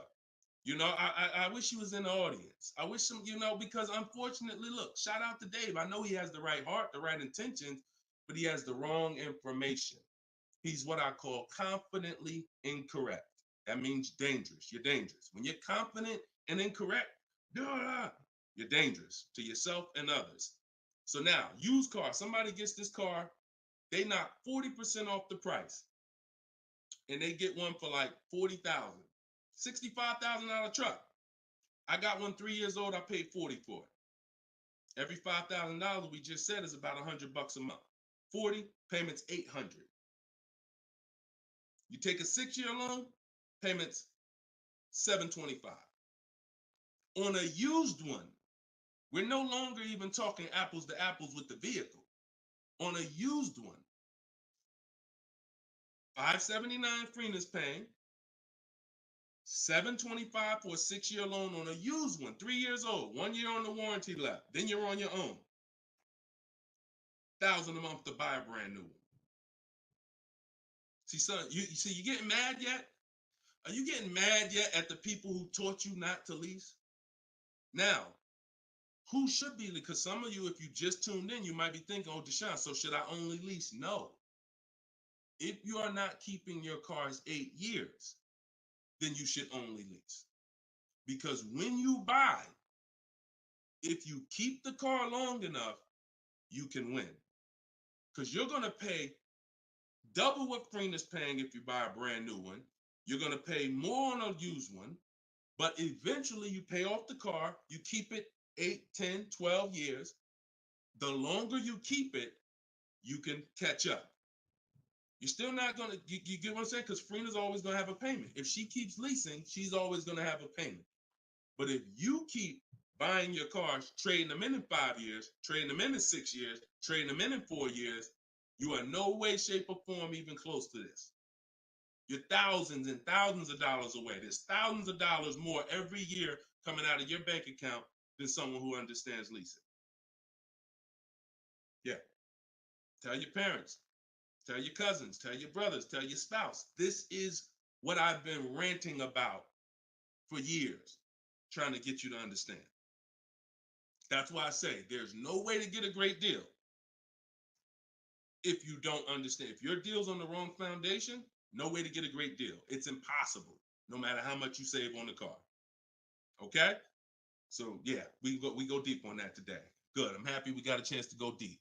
All right. I see a lot of people typing $signs. You understand. All right, Dolan, shoot the next question up. Skinner, I see you on YouTube, man. It's real. It's real. This is what we do, man. I'm glad we gotta look. I'm the bad news first person, so don't think I gotta share the bad news first, and then but I'm also giving you the olive branch to like you can change this. You can start doing things different. You can start shopping different. You can learn how to make these people big.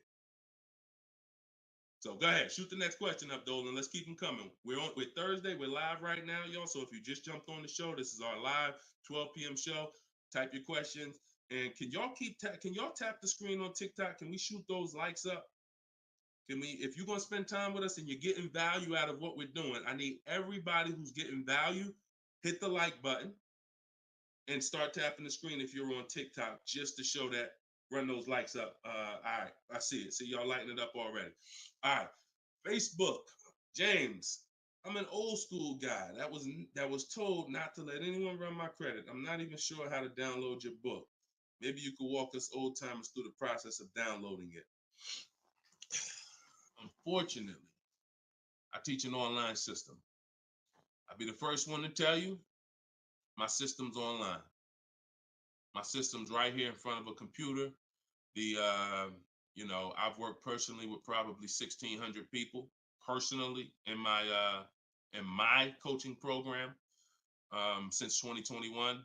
They got to know how to use a computer.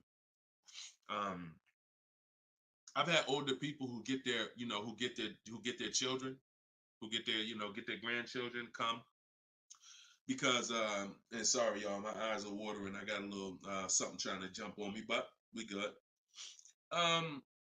But I would be lying to you if I told you this isn't based on because we use copy and paste systems. You're sending emails, so that's one thing I can say. I wish I could, tell you otherwise. But if you want to use what I teach, I mean, now I've had people who get their grandchildren or get their children because my system to get great deals only takes 90 minutes.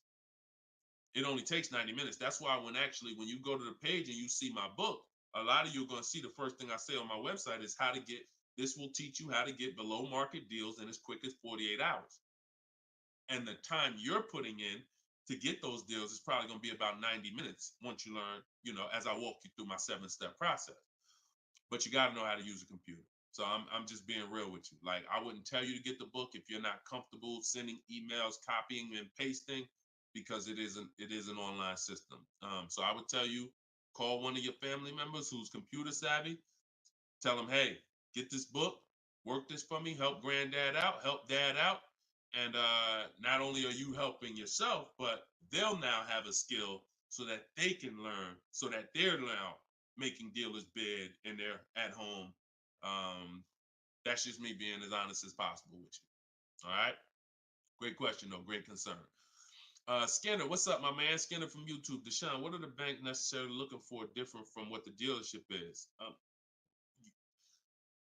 Banks want to lend. So think about where you're at right now. Skinner from YouTube just asked, so what is the banks necessarily looking for different than the dealerships?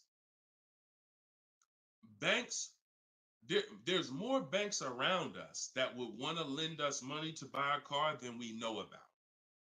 So wherever your zip code is, the reason why I want you using the bank bidding war, which I laid out at the beginning of the show, if you just jumped on, you want to go to YouTube, you want to watch the beginning of episode 6, and I break down the bank bidding war. If you don't have my book, if you have my book, then you know the bank bidding war. Now, it's about letting the people who want to bid, because the dealers, here's the difference. It's your positioning. When a dealer knows you don't have any leverage, you haven't shopped bank offers, you're basically waiting for them to tell you what their bank said. Here's usually the conversation. What is the most interest? What is the highest rate you think they'll take? What is the highest rate that we can actually get them? And it might be 6.2, but at 6.2, we make some nice money on the loan. But that's not the best I could do.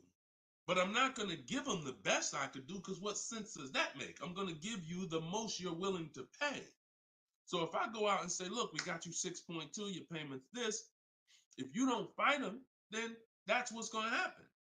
But when you have offers, now what you're doing is calling them and saying, look, I got 5.79 from my credit union, or 5.79 from this online bank. If you could beat it, then I'll give you the business. Not only does this make for a good relationship because you're giving them the opportunity versus saying, oh, I'm not letting you get the opportunity. This person has 7, 10 banks. You give them an opportunity, and this is how you guarantee the best rate. So it's not about they're looking for anything different.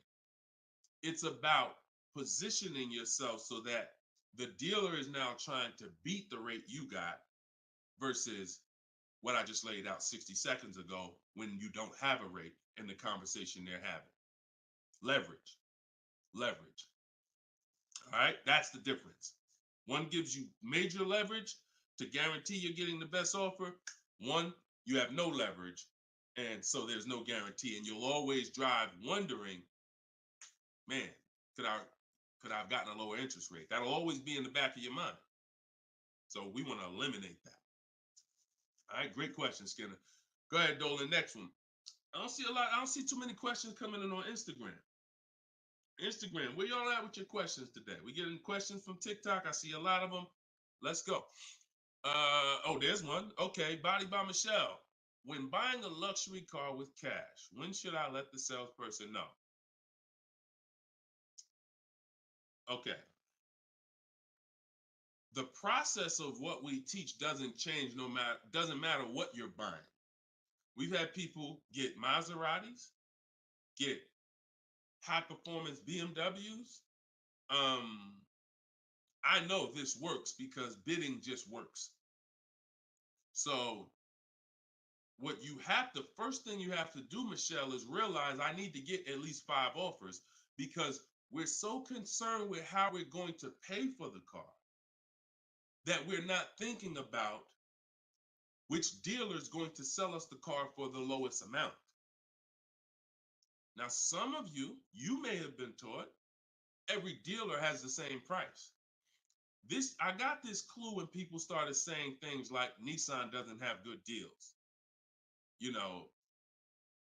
Hyundai, the deal on the Hyundais right now are terrible.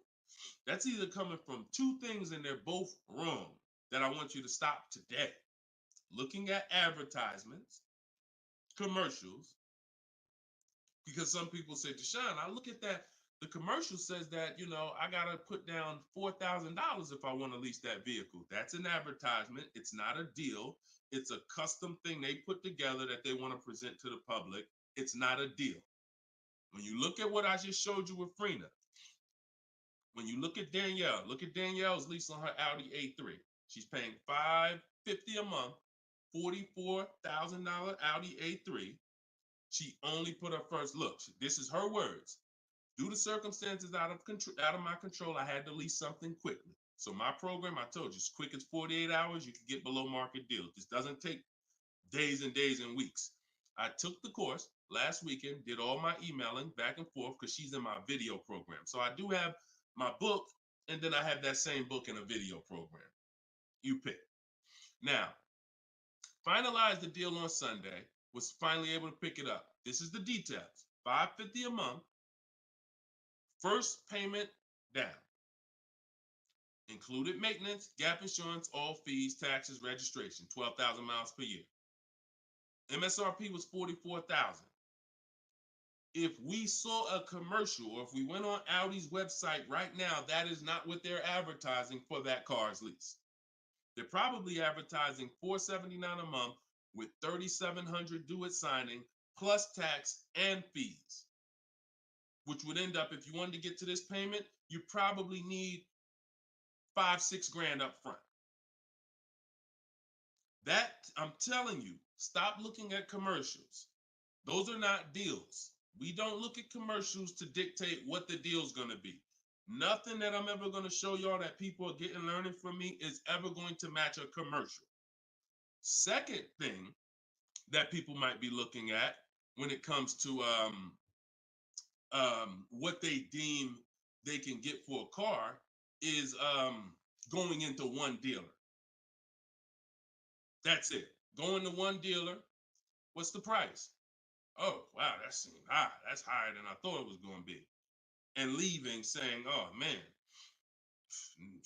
Nissan don't got no good deals this month. No, that Nissan dealer doesn't have good deals. And again, you have no leverage. So the first thing I want you to think about, Michelle, is changing the way you shop so that you can forget about how you're going to pay for the vehicle. First paramount thing is to make sure that I'm getting 5 offers, because we've done the statistics. I got people all around the country shopping that report to me. 80% of dealers are overpriced. I'm telling you numbers that I don't want you to ever forget. 80%. That means out of 100 dealers, 80 are overpriced. 20 are the great prices. So you're not going to walk into a dealer and get a great price, because you have more of a shot of walking into an 80% dealer than you do a 20%. So you stay at home. You could do it my way, which is in my book, totally online. You use my scripts, use my templates, they're copy and paste. Or if you want to do it your way, you can call around and get several quotes. But you need to get at least 5, because you're going to be amazed how different the quotes are. One dealer's charging $550, another dealer's charging this, another dealer's charging this. Hey, that's a $5,000 difference. That's the way it should be. That's the way it should be. Okay? So that's what you focus on, Michelle. Forget it. If you're going to pay cash, keep that in the background. People walk into a dealership all the time. You see it on internet. They make videos about it. Oh, I'm walking in, man, about to get this Lamborghini. Yeah, I want that black one right there. Boom. All right, write him up. Let's get him out of here as fast as possible before he realizes what he needs to ask. Okay, and he don't want to look like he's negotiating. You're going to overpay all the time. People celebrate the cars, but they overpaying for them. So don't focus on how I'm getting the car. Focus on, let me get these offers so I can make sure I get the best price. Once I get the best price, here's the cash. Okay? Great question. Shoot the next one up, Dolan. We're live, y'all. This is our Thursday, 12 p.m. show. We'll be live for about an hour. So we're going to try to get through as many questions as possible, but I don't like to give short answers. And for those of you who like to shine, I want all the answers in one spot. That's in my new book. It's a digital book. It's called Cars from Home, 7 Steps to Saving Time, Money, and Avoiding Dealers. And you can get yours, have everything I teach in one spot.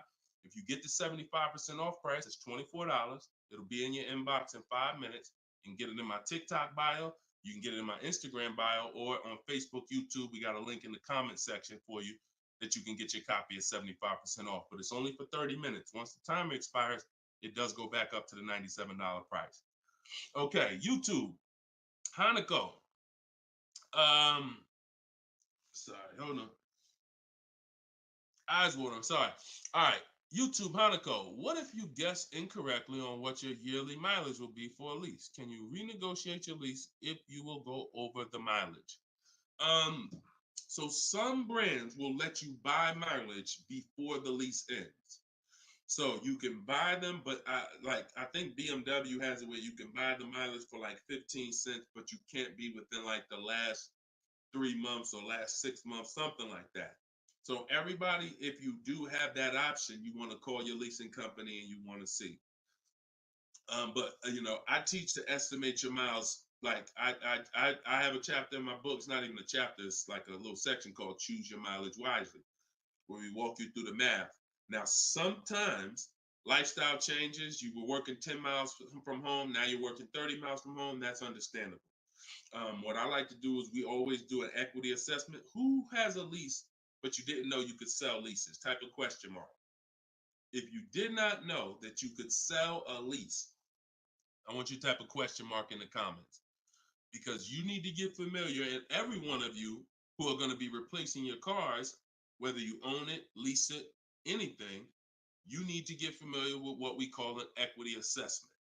Yep, I see a lot of you. So a ton of you have leased cars and you didn't know that you can sell leases. So imagine how much that's cost you so far. Again, I'm the bad news first person. If you dropped off a car without seeing if there was any equity, then you certainly, I mean, there's no guarantee, especially, but if you dropped off a car 2020, 2021, 2022, oh, you most certainly, there's a good chance you had equity because everyone did. And it was to the tune of, 5,000, 7,000, 10,000. If you had a truck, some of these trucks, $10,000, $12,000 checks people were getting. Now those big checks are over because that was a limited inventory thing where resale values were so high. Almost everyone had equity. But you need to make sure you're not leaving 1,000, 2,000, 3,000 on the table in this market. In a normal market, we always do an equity assessment. So if you're going over your miles, you want to do an equity assessment to see if you can sell it. Because if you sell it, you're out of it, and you can just go lease a new vehicle. But so the equity assessment is you call your bank, you get your payoff. You go, once you have your payoff, you want to ask them. It's only for leases. The second question is only for leases. Do I have a third party restriction? If they say yes, you just need to make a note of that. If you don't have a third party restriction, and there's several brands that don't, Chase, Toyota, Mazda, there's still a couple leases out there that don't have third party restrictions, then you're going to go and you can sell to any of the online bidders, highest bidders. You get all these offers. And look, let me be clear on when you should be doing this.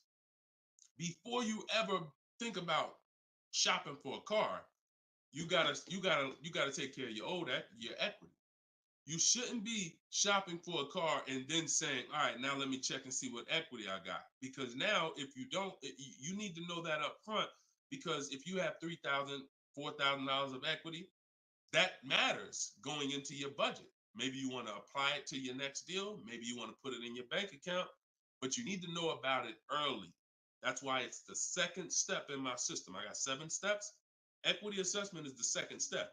As soon as you think about getting a new car, your first question should be buy or lease. Should I buy or lease? That means, am I keeping the car 8 years or not? And then the second thing is equity assessment, because that's going to tell you your positioning with your current car. So once you get your payoff, you go to the Carvana, CarMax, Driveway, and you look, you do what you want. I would not suggest you be lazy in this. This takes 20, 25 minutes, and this is your money. So you go to those websites, CarMax, Carvana, Driveway, Kelly's Blue Book Instant Cash Offer, hold on, AutoNation Sell My Car, and Car Google Sell My Car. 6 offers.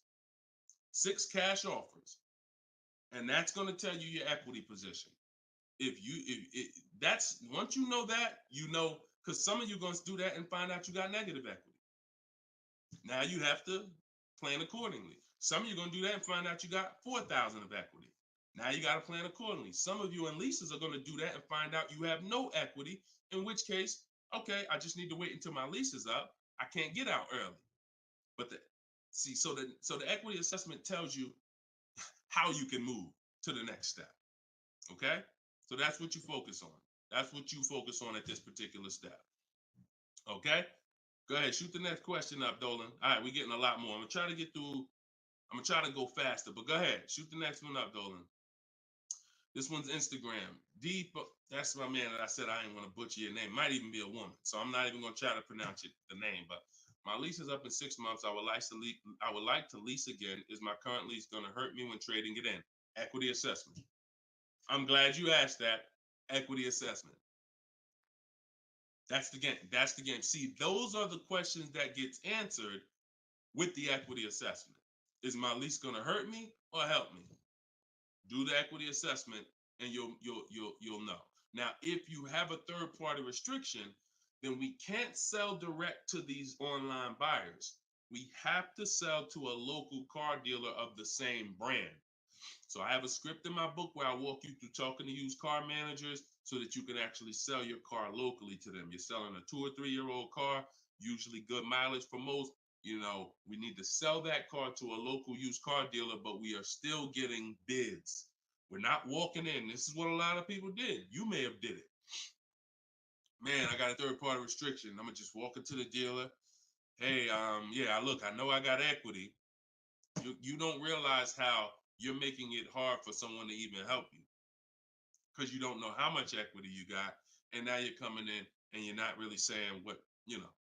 When you're at home and you're talking to managers, you're talking to people and getting offers for that car, you can speak intelligently.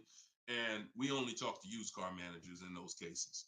But that's only if you have a third party restriction, because some people, another thing they were doing is buying their cars and then turning around and reselling them. Reason I never do that is because, and nobody who's listened to me, even throughout the pandemic, I don't think we had one person do that, is because when you buy, you pay taxes, you pay fees. So yeah, if I had 5,000 in equity and then I buy the car and resell it and then I pay 4,000 in taxes and fees, by the time the title gets to me and all of that, I might break even. When we sell direct to a used car manager, a local dealership, we don't pay those fees. So although they might not pay, they're not going to pay as much as CarMax, Driveway, and any of these online bidders, we still get offers from them because we don't have to. They're not going to pay those fees. We're not. Those fees aren't going to come out of our profit. Okay. Equity assessment. Again, D. I'm gonna just call you D. Go ahead. Next question, Dolan. Exactly. Exactly. Auto advisor. Equity assessment. How'd you come up with the auto advisor?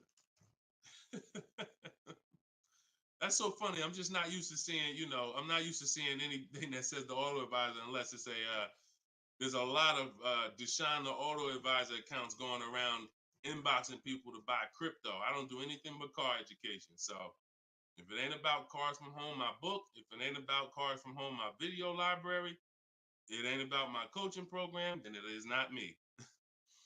Stephanie from TikTok. So you can ask any lender, even if they don't work with them directly at the dealership? Absolutely. These people lend money. They don't care about selling you a car. People that lend money want to give you a loan. Good question. Absolutely. Go ahead. Shoot the next one up, Dola. All right. Everybody getting value out of the show so far? Type dollar signs. Let me see the dollar signs. If you're enjoying and you're getting value out of this show, by the way, for those of you who just came, this is live. This is our Thursday live show. We rebroadcast these shows throughout the day, so that everyone can rewatch them. So you might see a rebroadcast, but Monday, Tuesday, Thursday, and Friday, 12 p.m. and 3 p.m. is when we're actually live. So when your coworkers, your family is talking about car shop, you want them here 12 p.m., 3 p.m. We're actually live Monday, Tuesday, Thursday, and Friday, Eastern time. All right. This one's from Instagram. How do you get a great lease deal? Bids. It's the only way. Because all right, so I'm gonna give you an example of how not getting bids will actually deceive you, and you could possibly think you got a great lease deal. So this is Charles. He got a Palisade. Palisade is probably one of the top 5. Definitely throughout the pandemic, it was probably top 5 most popular, SUVs. People were overpaying, and I don't want to, I don't, you might have one. And unfortunately, a lot of people overpaid for these, and they're still overpaying for them. So he reached out to 3,500 dealers. Now he used my system. So this probably took him about 25 minutes. I have something in my book. My strategy is called the 25 to 5.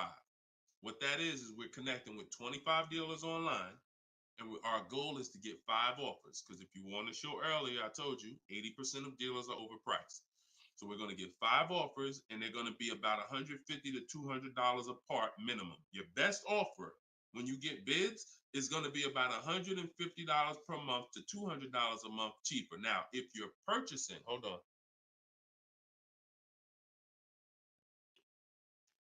All right. Now, if you're purchasing, you're going to see, for those of you who are buying new cars, because we have several people that do that, you're going to see that there's about a $5,000 difference minimum between your best offer and your worst offer. So let's say I was buying this Palisade. When I get my bids, my best offer to my worst offer is going to be close to $5,000 difference. That's when you know you're doing it right. because we get below market car deals. Some people get market value car deals. Some people pay above market value car deals. Depends on the skills they have. So he got bids. He did this, used my system. Took him probably 30 minutes to reach out to 35 dealers, maybe 25 minutes, and he got 10 quotes. Offers range from 1.23 to 1.66. Now, that's what that's what I'm telling you. The 1.26 lease that he ended up getting a 1.23 because we always send a counter offer. I have a calculator in my book where you put it in. We must send a calculator. We must send a calculator. We must send a counter offer. So he ended up closing the deal at 1.23, all online. Never spoke to the dealer until he was ready to lock up the deal. But see the difference, 1.23 to 1.66. That means he's looking at offers. His best offer was $597 on a $48,000 Hyundai Palisade. His worst offer at 1.66, that same 1.66 divided into 48,500. Hold on. 1.66 times 48,500 would be about 700, 900, call it $800. So he's getting offers. That's when you know you've done it right. So to answer your question, Tobo, how do you get great lease deals? Bids. It's the only way. It's the only way. So his best offer is $597. The worst offer he saw out of all of them, he got 10 of them, was $800. Same vehicle. 80% of dealers are overpriced. Okay? Must get bids if you want to get deals like this. Only way. All right? Shoot the next one up. Now, look, hold on real quick. I want to say one more quick thing. Until you get bids and you have enough bids, you might think you got the best deal, but you just don't know what the best deal is. See, you're going off your gut. If you're going off your gut, look at Kimberly. Kimberly saved $20,000 on her Maserati. It's a $91,000 vehicle. She posted, the one she ended up getting was 91 because a dealer near her ended up beating this offer she had, but it was an $86,961 Maserati. They offered it to her for $66,261. So they're taking 20 grand off. But she had offers that were 10 grand off. She had offers that was 12 grand and 8 grand. And if she would have tried to assume, well, damn, 8,000, that feels good. I mean, shoot, brand new Maserati, taking 8,000 off. That gotta be a deal. See how much money she would have left on the table? See how much money she would have left on the table? So we cannot assume. We get multiple offers. We look at the lowest one. That's how we guarantee. All right? Go ahead. Shoot the next one up, Dolan. Great questions today. Great questions. Let's go. All right. We got Emo on YouTube. I test drove an MD. I'm test driving an MDX soon. Okay. I test drove an MDX as soon as we finished. They tried to get me to run my credit. I told them I'm shopping dealerships, didn't like it, so the manager came in the office and tried it. No again. 100%. You look, y'all. If you don't have a plan, you're under someone else's plan. You follow me? I'm gonna say that again.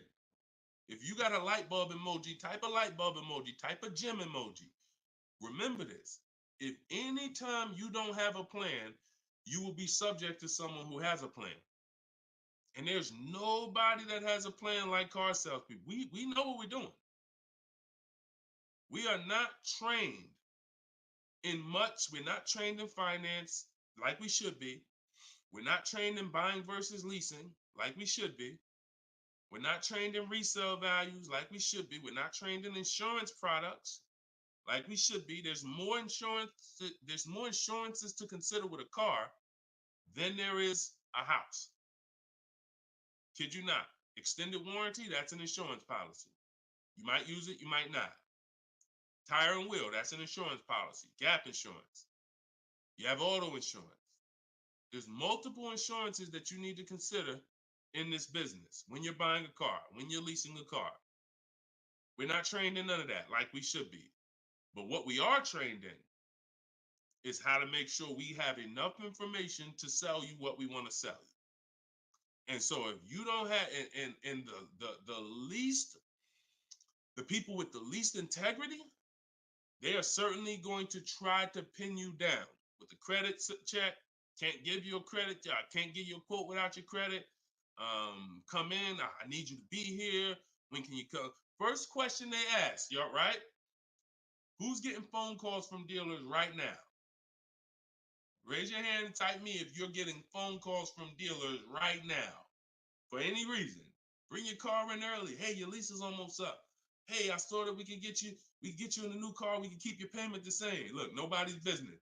If you're getting phone calls from dealers right now, type me in the comment. Look, Skinner said they blowing me up.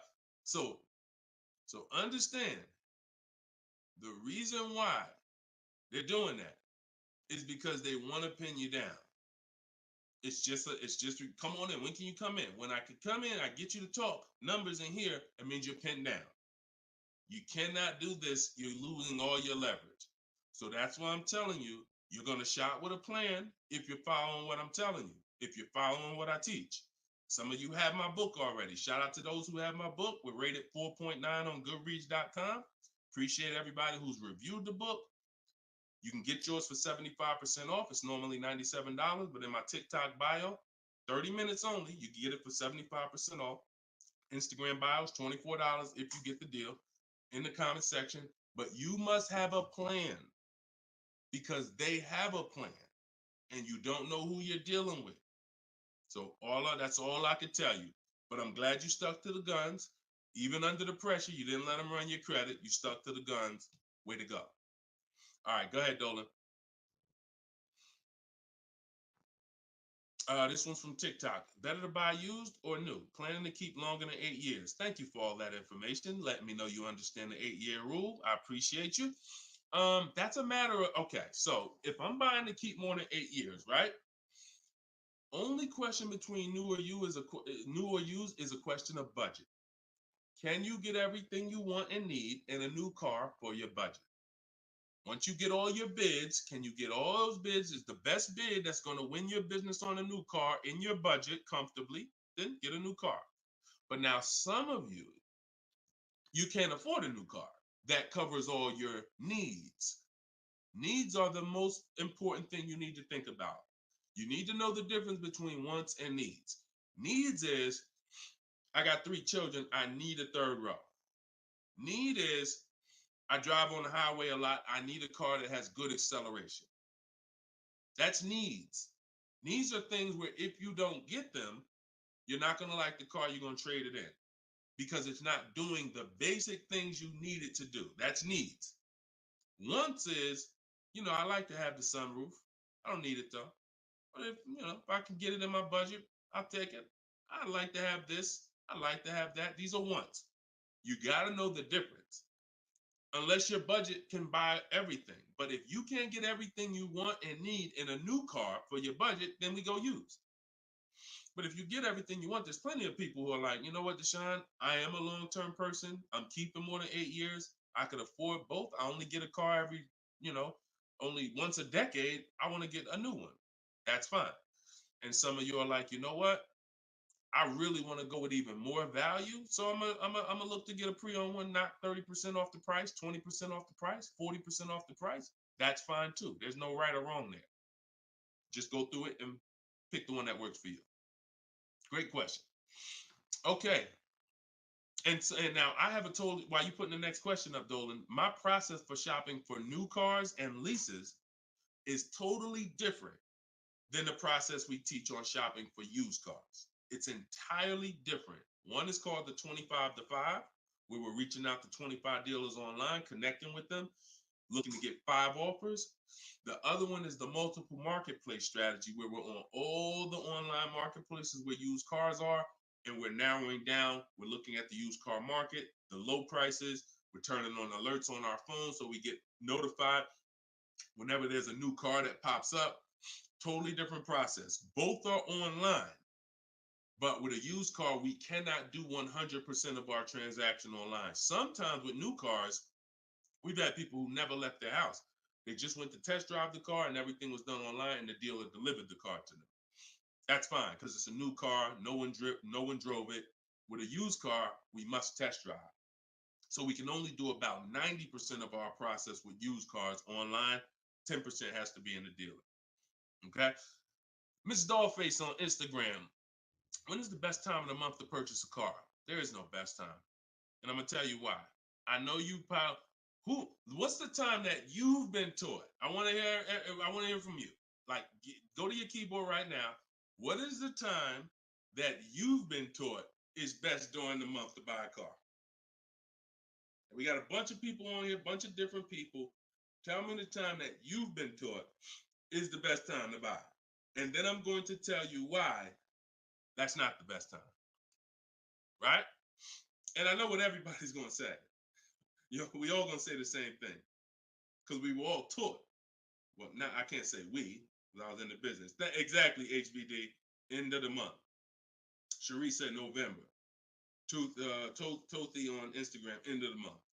Look, Skinner, around the holidays. So your answer, Skinner, was about the same as Sharice. November, coming into the holidays. Now, I want you to picture any other business because what I'm trying to get you to see is that you are taught, programmed to shop for cars different than you shop for everything else in life.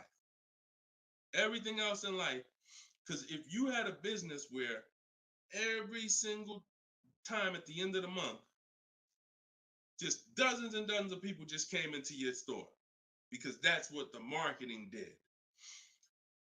Are you more, and let's really use some real terms here. Are you more desperate to sell something when the store is packed? Or are you more desperate to sell something when the store is empty? See, I want to tell you a story. If I could get you to continue to keep these stories in mind, it'll answer your questions. Now, obviously, everything's in my book. Some of you have my book and you understand all of this is laid out for you. But even as you're listening, I want you to grasp concepts that you're going to see. Are you more desperate to sell something when the place is exactly, Toothy, when the place is empty? Place is empty. If I got a store and I haven't opened up that register all day long, it's daggone 5 p.m. I haven't seen one customer. I'm desperate. But if the store is packed, man, I ain't thinking, what are we giving deals for? You know what I'm saying? What are we giving deals for? The place is packed. We're not desperate. So the marketing is great. The marketing makes you think, oh, end of the month, we're getting the best deals here. There's clowns up here. They got daggone balloons. They got the guy outside with the arms blowing. They got signs everywhere. This is what the place is a carnival. Why do we need to give away these cars? No. You don't want to be sitting next to somebody and Jim drives off with a car and Jim like, all right, man, have a good one, man. Yeah, you here too, man. We was here the same time. Great. Yeah, man, I'm going. And you sitting there and you going to say no to a deal. Salesman looking at you like, hey, look, do you want it or not? Because, we're real busy. It's people waiting in line. Do you let me know? So it's the pressure. It's the like. So I say that to say what you've been taught, the holidays, the end of the year, sounds good. But you're much more likely to get a deal when there's no one in the showroom. The 10th of the month, the 2nd of the month, place is dead. And I like to make sure you're positioned. So what I teach is something you need to have 2 dates in mind. 2 dates. Every time you're shopping for a car, I teach you need to know these 2 dates. The as soon as date and the no later than date. The as soon as date is the soonest you can buy a car. Soon as you can buy a car, as soon as date. You're not in the market until your as soon as date is today. Step 5 in my process, my 7-step process is in the market, getting offers. I can buy something today. That's my as soon as date. My no later than date is my deadline. Now you have to know these 2 because the time in between is your leverage. So let's just say my as soon as date is today. I can start looking at offers. But my no later than date, I got 2 months. 2 months. I need to have a car by this time, 2 months from now. That's my deadline. I got all that time in between to say no. I got all that time in between. Now, when I'm contacting dealers, when I'm looking at inventory, I can look at trends. I can see are the prices dropping. I can have alerts on my phone, getting access to the new inventory. This is our process. So some of you are like, Deshone, I need a car in a week. Well, you still have a as soon as date and a no later than date. 3 days, soon as date, no later than, doesn't matter. So you have to know these 2 dates because in between is your leverage, which is why I don't want you emergency shopping unless it's an emergency. Okay? I don't want you emergency shopping. Don't get into the habit, don't stay in the habit of emergency shopping. Oh, I'm going to put it off to the last minute. And then, oh, I got to go into the dealership. Oh, I need a car this week. All of that is working against you. Now, if you can still get, in fact, when you go to my website for my book, you'll see it says below market deals in as quick as 48 hours. But the more time you have, the more time you have to say no. Programs change every month. You see deals change, lease programs change, rebates change. And so when you have inventory changes, so if you're looking for a black or blue car, all these dealers don't have one right now, but they got one coming next month.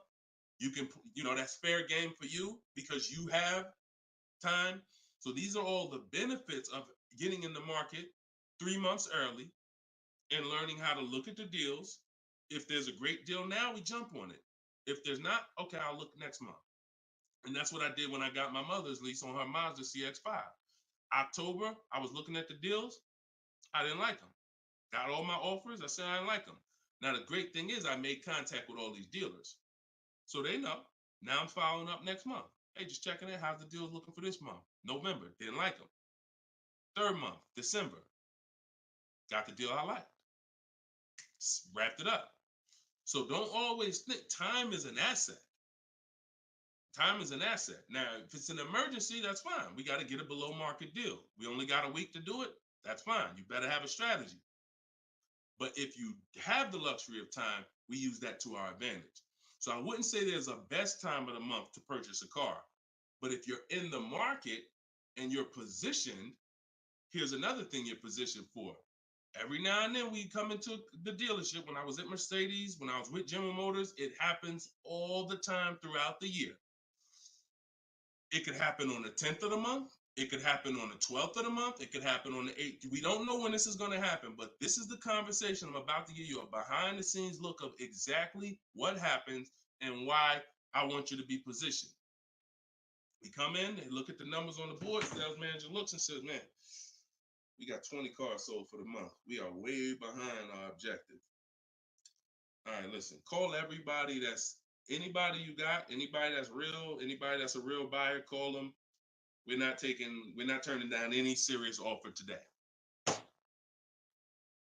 You want to be the person that's positioned.